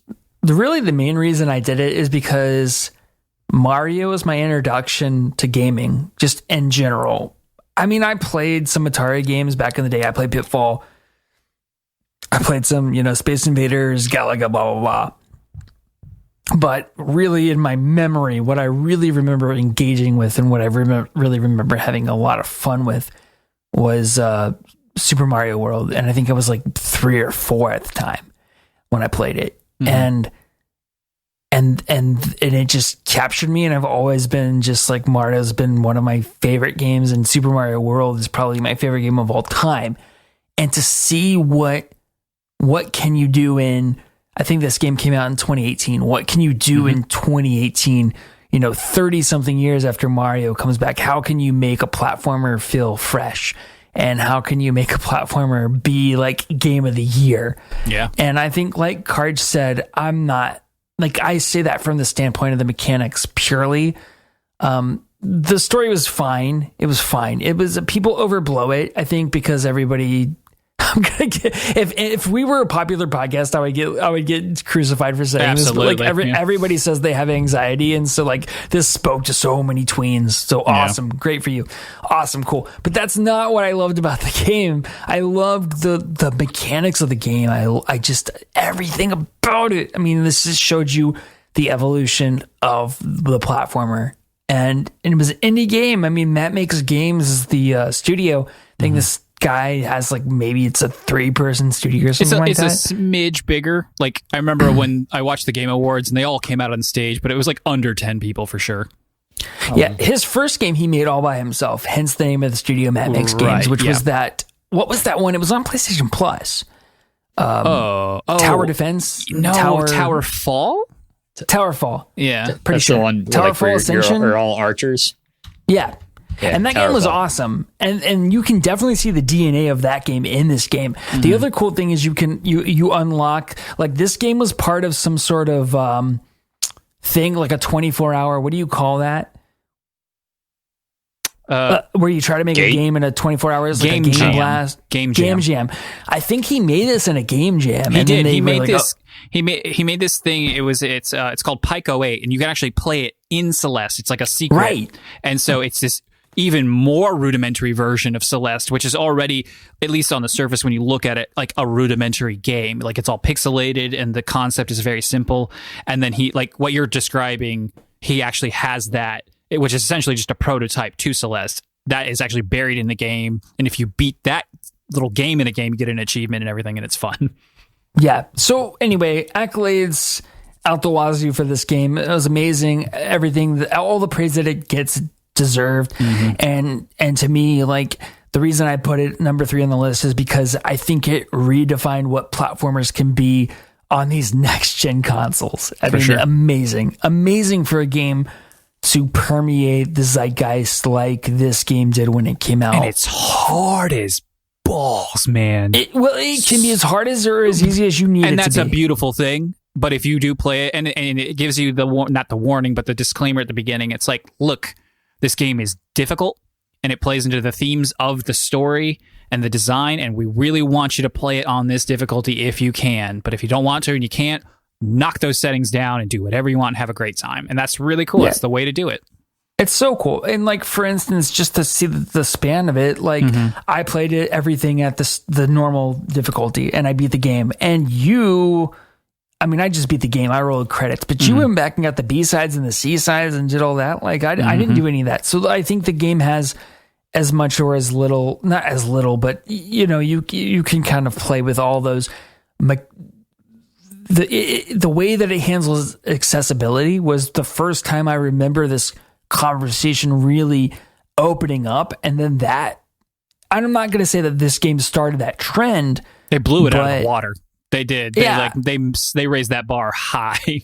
Absolutely. And then all of a sudden you're seeing all these games, even like The Last of Us 2, give individual sliders for mechanics in the game, for stealth, for combat, for puzzles, and that's kind of, in my mind, Celeste. I don't want to say that Naughty Dog didn't think of that on their own, because I don't know. Right. But this game was the first game that I recall where every little element of it you could tweak in the accessibility and the options there. So, and you can get all the trophies still too, which some people, it's controversial, but whatever, get over yourself. I've got a platinum and it made me want to die inside. What about it? Wait, it made you want to die inside to think that somebody could have done that? No. Easier? I got a platinum and it made me want to die inside. So there's nothing worthy of it. Right. Yeah, I see what you're saying. Some people take umbrage with the fact that you could turn down the difficulties and still get that platinum. But to them, I say, get over yourself. Yeah. I did everything worthy of a platinum on the Switch. So if I ever got it for some reason on the PS4, I would do that and cheat my way to the platinum. That's fair. Sean, did you ever play Celeste? I have not. It's actually, I talked about my actual physical written list. It is on my written list. I was going to say. So download it off of my thing. I do too. But I was going to say, I think I've enjoyed in the last few years as you've gotten these basically, people who were young playing games like we were, and then are now making games and kind of trying to recreate some of the games of their and our youth. Is really it to me, it shows you how far gaming has come along. Like, let's see what you can do with a platformer with all the the knowledge and the history of what's become for you that you can now kind of build. It's not so much just it's not about graphics, but see just new ways of thinking about what's possible with a game that because it was in its infancy, it was always it was just the beginning idea. Now you're seeing, all right, well, let me take that idea and let me run with it a little bit further. And I've really enjoyed that with some of these spiritual successors to old games that you see coming out. Yeah, there's like a theme. The Messenger. Yeah, there's a theme of that. Oh, I totally forgot about the Messenger. It wouldn't have made the list, but still. Suck. Oh my gosh, I would that have made honorable mentions if I had remembered it. And one last thing before we do Sean's number 2 is Celeste's soundtrack is dynamite, and it's good. Nice. It's a good thing because you spend a lot of time on those levels, and the music doesn't loop over at the beginning. I mean, it does eventually, but not when you die, because you die just all the time. And to have that, and it sticks in your head in the best ways. So good. Ooh, I do want. Yeah, no, sorry. I want to say one more thing about it. I love the way that it handles failure because, and I know this has been talked ad nauseum by other podcasts and whatnot, but it's not super punishing. Like, the point of the game is to fail so that you can see how to succeed. Yep. And it essentially instantly restarts you at the beginning of this small little chunk of a level or of a piece of the level. And anyway, dynamite ending too. Not going to spoil it, but they incorporate the actual level and gameplay into the story and the finale in just a really beautiful way. I'll just say that much. Yeah, and I don't mean to understate the story. The story is very good, especially for an indie game, but I feel like people hold it up to like The Last of Us and Uncharted, and I'm just like, that's not why it's a 10. It's not a 10. Right. If you're going to give it a 10. In my opinion, it's not a 10 because of the story. Right. It's a it 10 definitely factors in, and it's Yeah. good. It's just like people do overstate that, in my opinion. Agreed. All right, Sean, give us your number 2. So my number 2 is probably what I consider the most perfect games of this past generation. That's God of War. Yeah, that's my number 1, Dude, baby. That's my That's my number 1. number 2. Oh, nice. Oh, wait, you skipped me. That's fine. Oh, sorry. No, I skipped myself. I was supposed to do my number 3. It's okay. We'll talk about God of War because it's going to take a while. Yeah. Yeah. I mean, just everything from the atmosphere to the voice acting to the combat. God, that game ruined video game combat for me for a little while. Because it was just like every game was like, why can't you be as good as God of War? Like, come on. Christopher Judge / Teal'c as Kratos was just just so many of the little moments of that game. Going back and getting the Blades of Chaos and just like. The game had that is the first game in a long time where I was like sitting there and I like that. I own a PS4 for 2 reasons, and one was Katie got Kingdom Hearts 3 on the Xbox One, and then was like, I want to go back and play the other Kingdom Hearts, but the collection's only on a PS4, so I was like, all right. And then it was also, but I also want to play God of War 2 for baby. And I got God of War, and it was a game where like I started playing that like a Friday night, and then like 2:00 in the morning rolled around, and I was like, I should go to bed after I play a couple more hours. Right. I haven't done that with a game where I was like, no, I don't want to stop. This is like, and I beat that game in a weekend because it was like, this is all I want to do. I want to see the end of this game. And thank goodness Katie was like, I want to see the end of this story. Keep playing. Nice. Incredible. Not a huge fan of the RPG elements, but it was innocuous enough that I didn't care. Yeah, they didn't. I didn't love them. I didn't hate them. They were just there, and they were serviceable.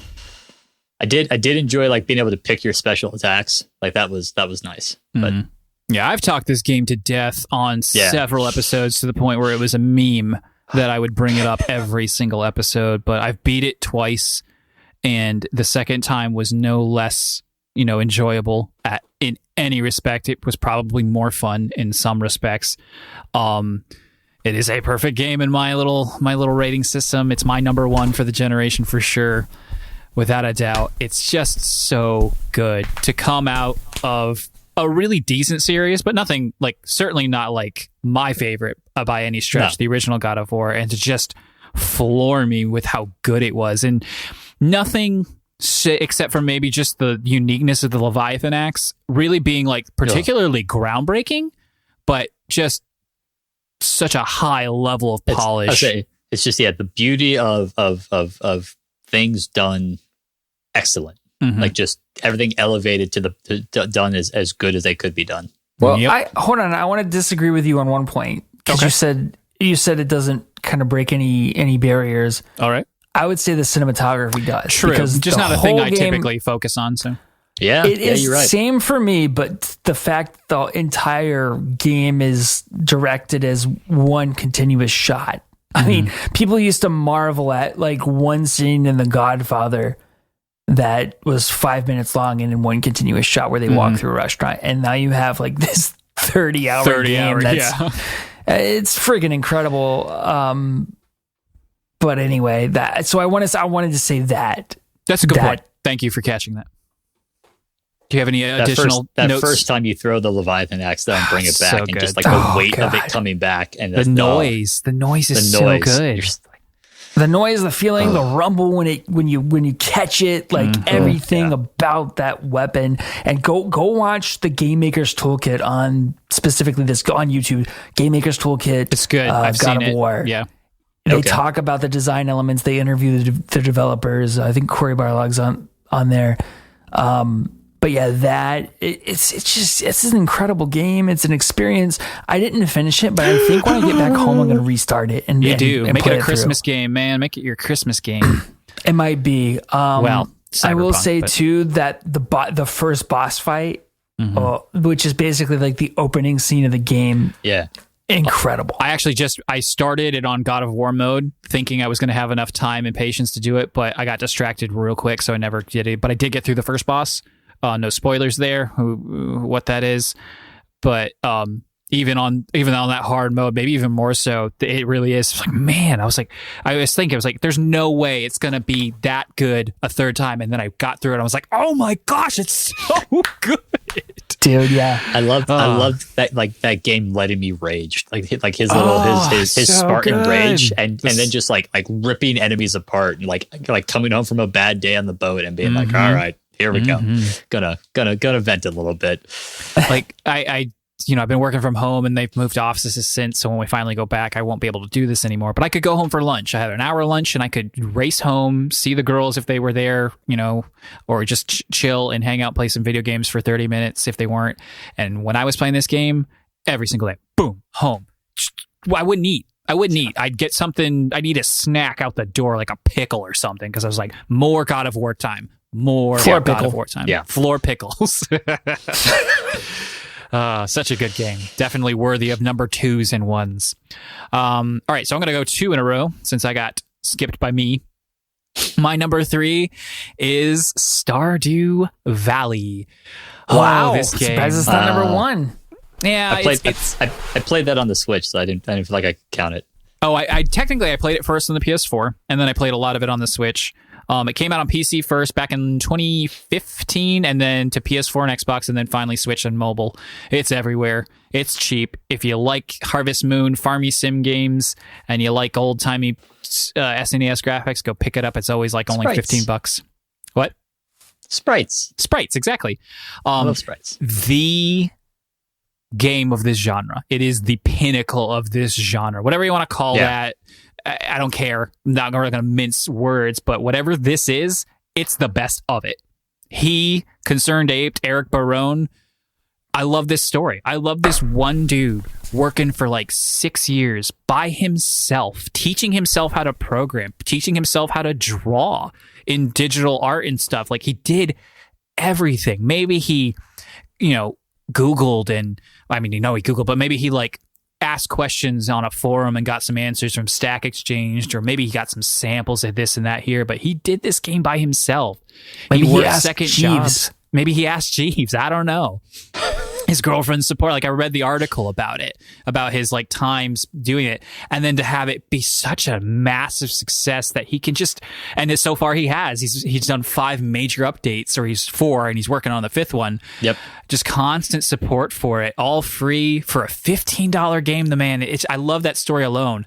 And then just like, I'm not going to talk about the game too much. It's just so good. Like if you've ever played a Harvest Moon, I say going into that game wanting a Harvest Moon, it was everything that you wanted out of that game done better than Harvest Moon had done it. And in a world where I'm becoming more and more dissatisfied with those games because I feel like they don't get it anymore, and it's too anime and it's too low budget. Like I understand that they're a larger team, but it's just like I'm not feeling the spark I used to. Harvest Moon 64, probably still my favorite Harvest Moon game out of all of them. Like non-ironically, there's something so beautiful about the simplicity of that older kind of like, it was limited, but it's so moody, and I've got a lot of nostalgia for it, and I'm not going to get off on that tangent, but it captures so much of that, and I love this game. I love it. So good. Jason, learn how to plant parsnips. This game taught me that parsnips are a real thing. They're not actually just a made up fictional vegetable. They're delicious too. I might go buy one. If I had played Stardew Valley on Xbox One or PS4, it would have either been probably my number 2. Gotcha. I love that game. And especially because that was a great game underway on the cutter, which is long days and stressful days to like sit there and climb into my rack, just exhausted, but like, hey, I need to come down before I can go to sleep and sit there and play like a day, because a day is like 20 minutes, right? To be able to play that game and just like that game was my lifeline for my first couple patrols. And it's so, I also love the fact that there's just no pressure. It's like. No pressure. You don't have to do anything. Like I played this game when Luke was first diagnosed with leukemia, and he's sitting in Ronald McDonald House and just trying to unwind. And it's like, cool, I'm going to spend this entire day just clearing stumps off my farm. I'm not going to plant anything. I'm not going to do anything. Like I just want to get these stumps out of here and it just let you escape for a minute. And a lot of people say like, oh, I feel too pressured to do, there's not enough time in a day. And I mean, I guess you can let that get to you. I can't change how you are as a person. Obviously, I can't make you feel less stressed. But you're right. I would agree with you, Jason, that it's the opposite of that. And there's always another day. There's always another day. And while it does reward you for min-maxing, people can make like $1 million within their first year, and they do that for fun, just to see if they can. That's obviously not required. And while there is like this pseudo timeline or time limit thing with the grandfather who passes away and hands you the farm, like there's a thing at the end of the or the beginning of the 3rd year. If you don't meet that requirement, you get to try again like the next year or month, and that's not a lot of game time. Like there is no game over, and that's nice. So and I mean, even the reward there is it's not a groundbreaking, it's a good job type of reward. Yeah, exactly. I appreciate my free iridium award, but really by that point in the game I didn't need it. It was just like, oh, thanks. It's a cool little oh, neat. And like I said, because he's been making all these updates, like even more, these games have always had a lot of replay value. Like, oh, I'm going to do it just a little bit different. I mean, you can pick different farm layouts and stuff. He's been just adding so much that like I haven't played intently since like, I don't know, maybe 1.2 or 1.3, and he's working on 1.5. And so like the next time I really dive in, it's going to be like a whole new game. 1.4 was a big update too. Yeah, it was. And it's got multiplayer. I've never used it, but I hear it's really fun. Yeah. All right. So that was my number 3. And my number 2, and I guess this is kind of cheating again because I played it on Switch and it came on Switch before the other 2 consoles, but it did eventually come to them, so I'm counting it, is Hollow Knight. If Stardew Valley... What'd you say? I knew this was coming. Yeah, of course. And so that's my list. My number 1 is God of War, 2 Hollow Knight, 3 Stardew Valley, 4 Final Fantasy VII Remake, and Last of Us Part 2 for number 5. So Hollow Knight, if Stardew Valley is the pinnacle of Harvest Moon type games, Hollow Knight is the pinnacle of Metroidvania, in my opinion. It is a 60-hour game that felt like 2 minutes to me. Like I consumed that game. It consumed me. It's perfect. There's not a lot to say to it if you haven't played it, because I can't describe it other than that the combat is amazing. The difficulty is, in my opinion, perfectly balanced. The exploration is unparalleled for the genre specifically. It's always about finding like new paths and uncovering the map, but this game takes it to just a totally new level.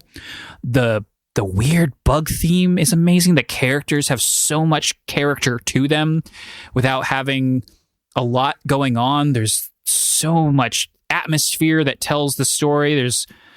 It's just so good. The music is amazing. The music is so like The Messenger, Celeste. There was another game we just mentioned a minute ago. What was it? I don't know, but like the music on both of those games is amazing. They've got nothing on Hollow Knight, in my opinion. Absolutely nothing. Team Cherry, it's like 3 people. One of those is the musician.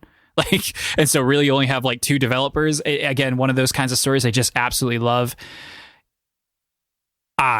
This game is so good. I can't wait for Silksong. I will till the end of time, but I really can't wait. So good. Sean, did you play this game? No, it's another one that, because Karch talks so highly of it, is on my written list.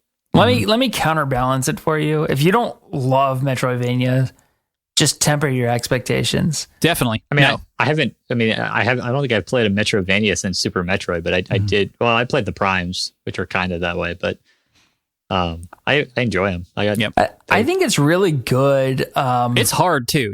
Metroidvania stuff aside, it is a difficult game. A difficulty I really enjoy and appreciate, but it is, and it doesn't have sliders. It is what it is. Which is fine. Like, I didn't find this to be the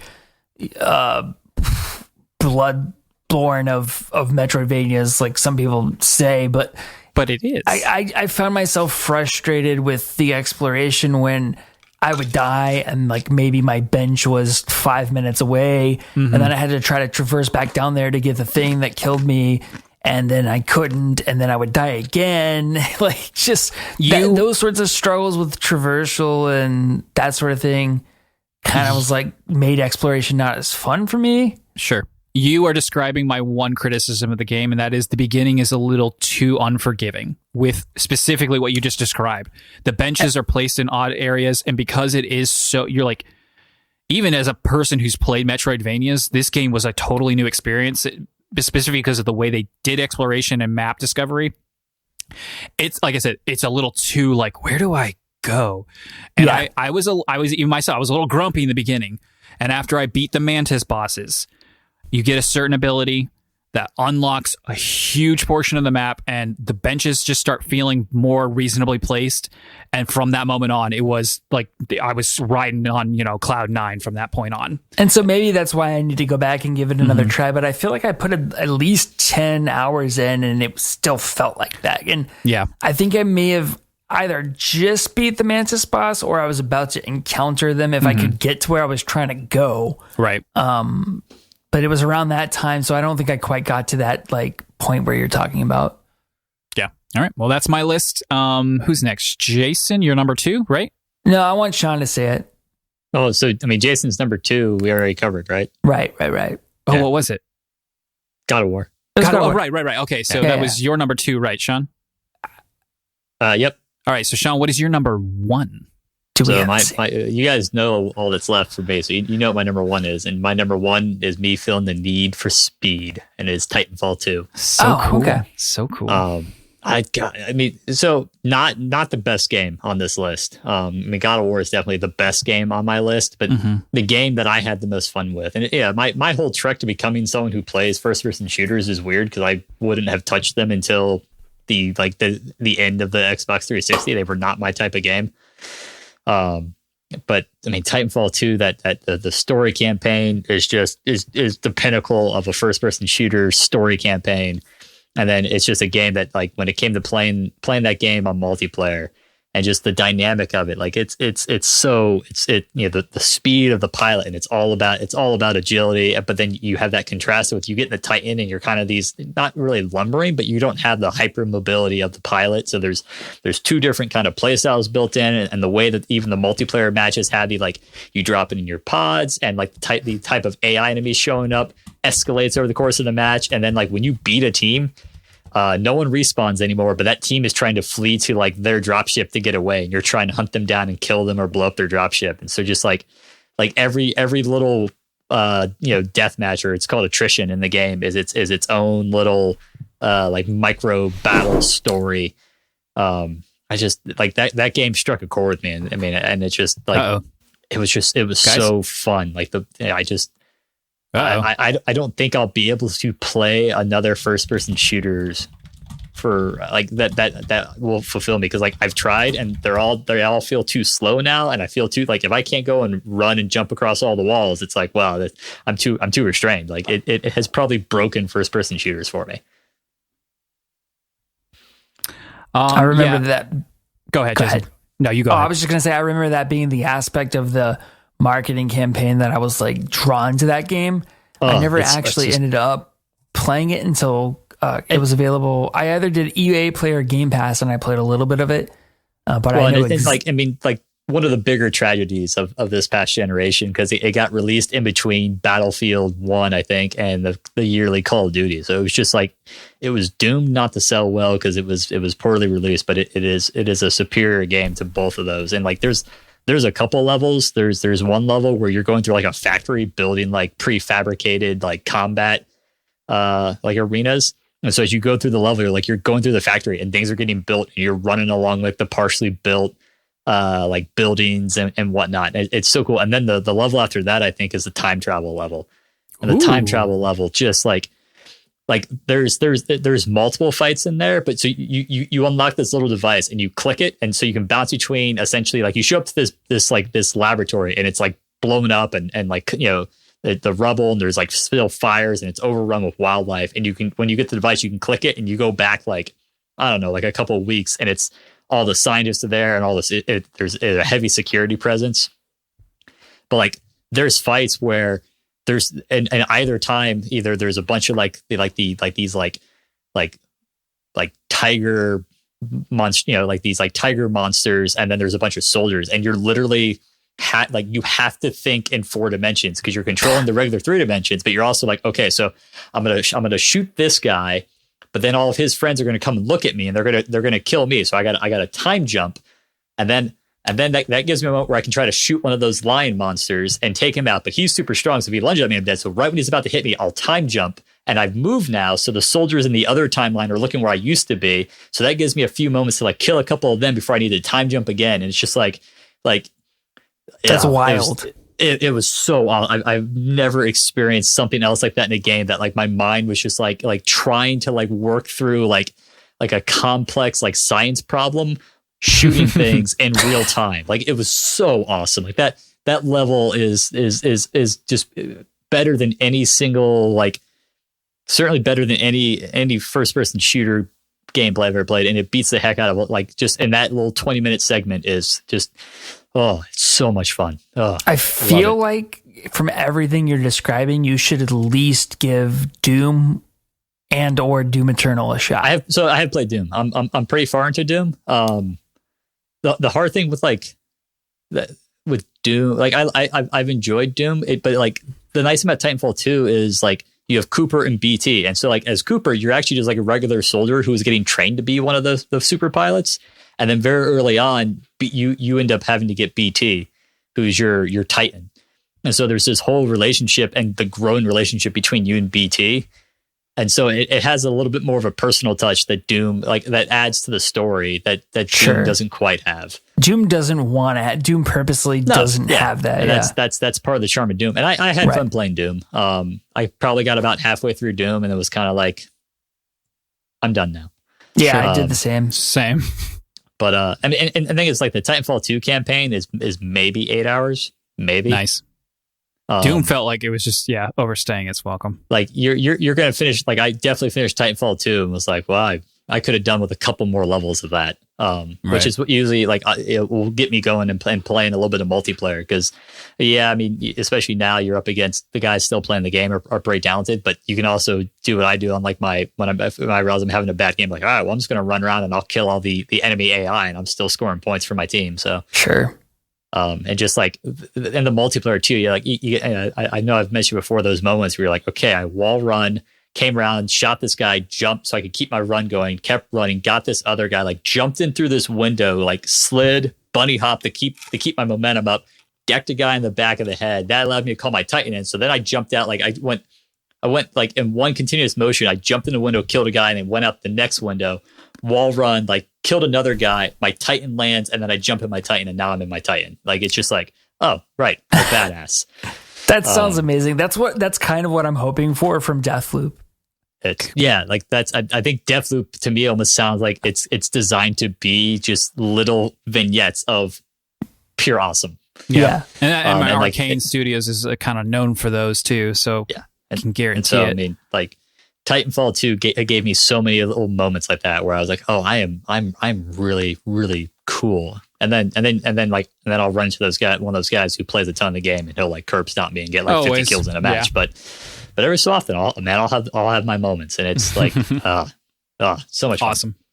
All right, enough. Yeah. I'll stop gushing. Yeah, I mean, it's nothing I would have ever played myself, but I will give it a shot just for you when it comes to Game Pass via EA Play. So, Which will be December. Love it. That's soon. I'll play it on my Sounds phone. great. Like I said, it's a weekend game. All right, Jason, bring us home with your number one. I don't know why I thought Sean was going to say this. When I said I want Sean to say it, I thought he was going to have the same number one as me. But I can't, now that I think about it more, I don't know if he's played it or not. The Witcher 3. I was wondering. I was like, is he saving it number for number one, baby? And a lot of it is just the experience that I had playing the game, but it truly was an incredible open world RPG. And I think this game was responsible for exposing Bethesda in a way that no other studio has been able to do. Exposing their flaws and their shortcomings.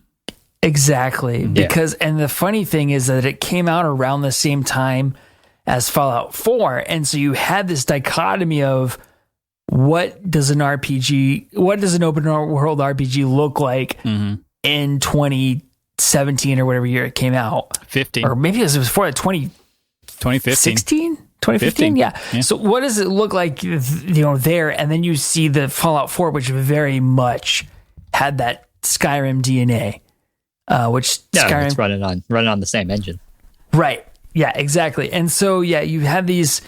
And wasn't that engine not really meant for first-person shooters? Clearly. No, because that engine, I can't remember if they used the same engine from Morrowind and they upgraded it heavily for Oblivion, or if it's original to Oblivion. I think it's original from Morrowind, and they've been upgrading it ever since. But it was built for Elder Scrolls games, but they modified it to allow them to make Fallout 3, which is one reason why the shooting is not great in Fallout games. Right. And so that kind of same problem. But let's talk about The Witcher. Yeah. Well, yeah, I know. I'm just saying, like, this game was all of the things that you could see the shortcomings of Bethesda. Like, I feel like CD Projekt Red got right in this game. And so, there were some hiccups with the combat and that sort of thing. But more than anything, to me, the to see, like, the thing I love about Skyrim is following the breadcrumbs and then seeing where that leads you. And then, holy crap, how did they manipulate my mind to make me follow what seemed innocuous? And now all of a sudden it is like a main part of the story. And I feel like in The Witcher 3 that gets evolved. And around it is, even in my opinion, even better world building, which may be blasphemous, but even better world building, better RPG elements.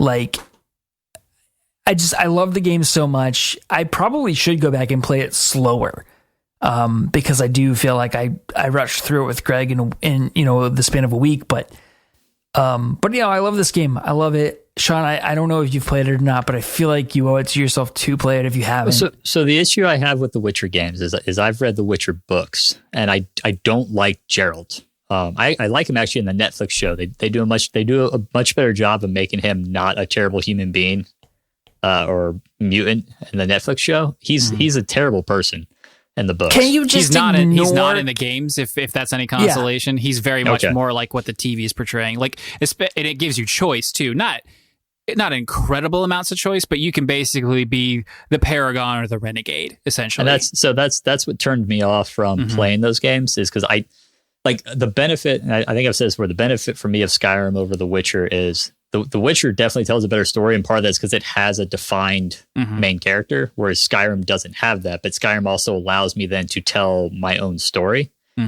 But like so the problem is if I didn't think I was going to like Geralt, it's I wasn't going to enjoy playing as Geralt, so I haven't touched the games since. Minus skip 1 and 2, play 3. Do it. Minus a couple hours or an hour of 2 where I just decided I was like, this combat's meh, and I don't really enjoy this character. I think combat's still meh.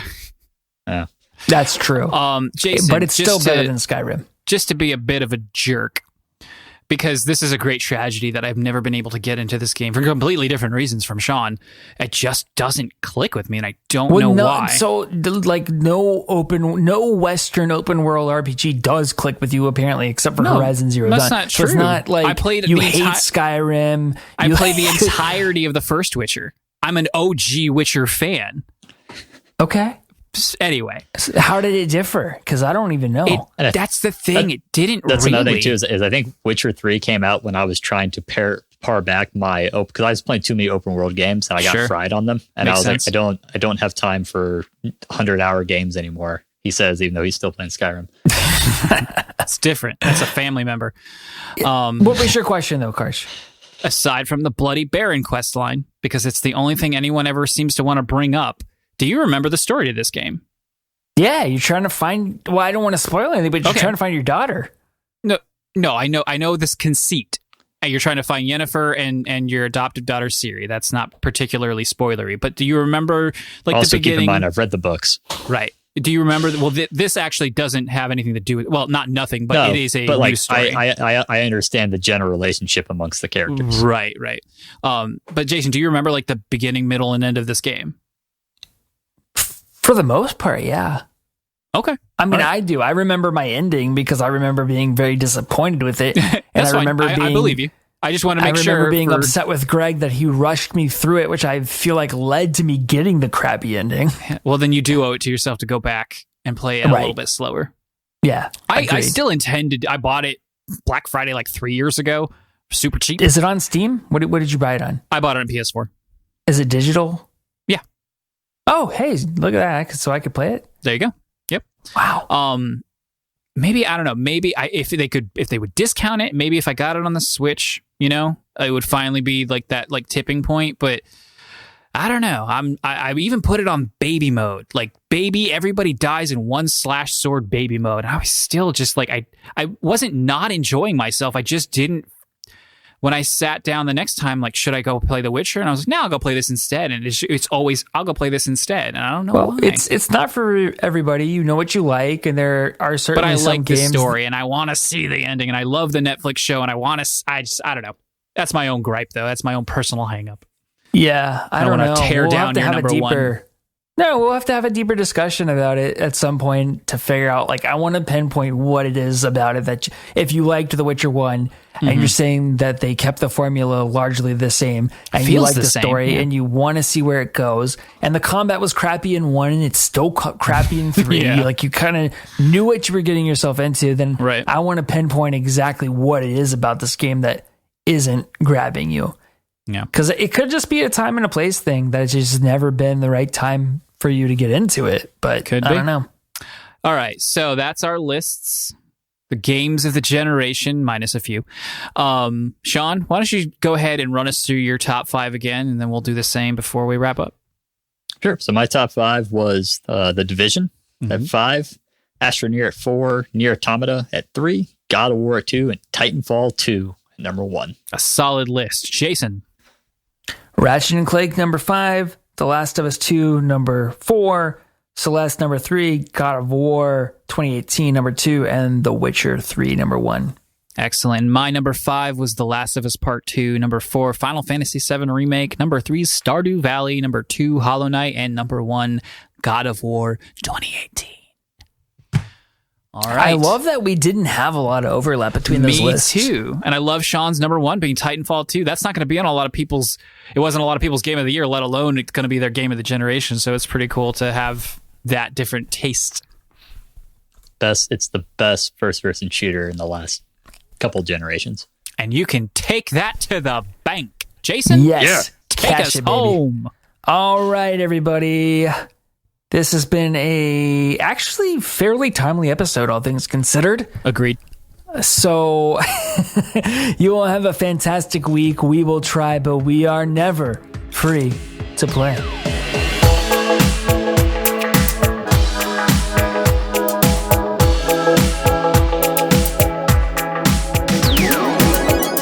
It's got, yeah. This is canon. This is American canon. This is how it happened. We just wrote history. It's American canon. American canon. Because nothing exists outside the great USA.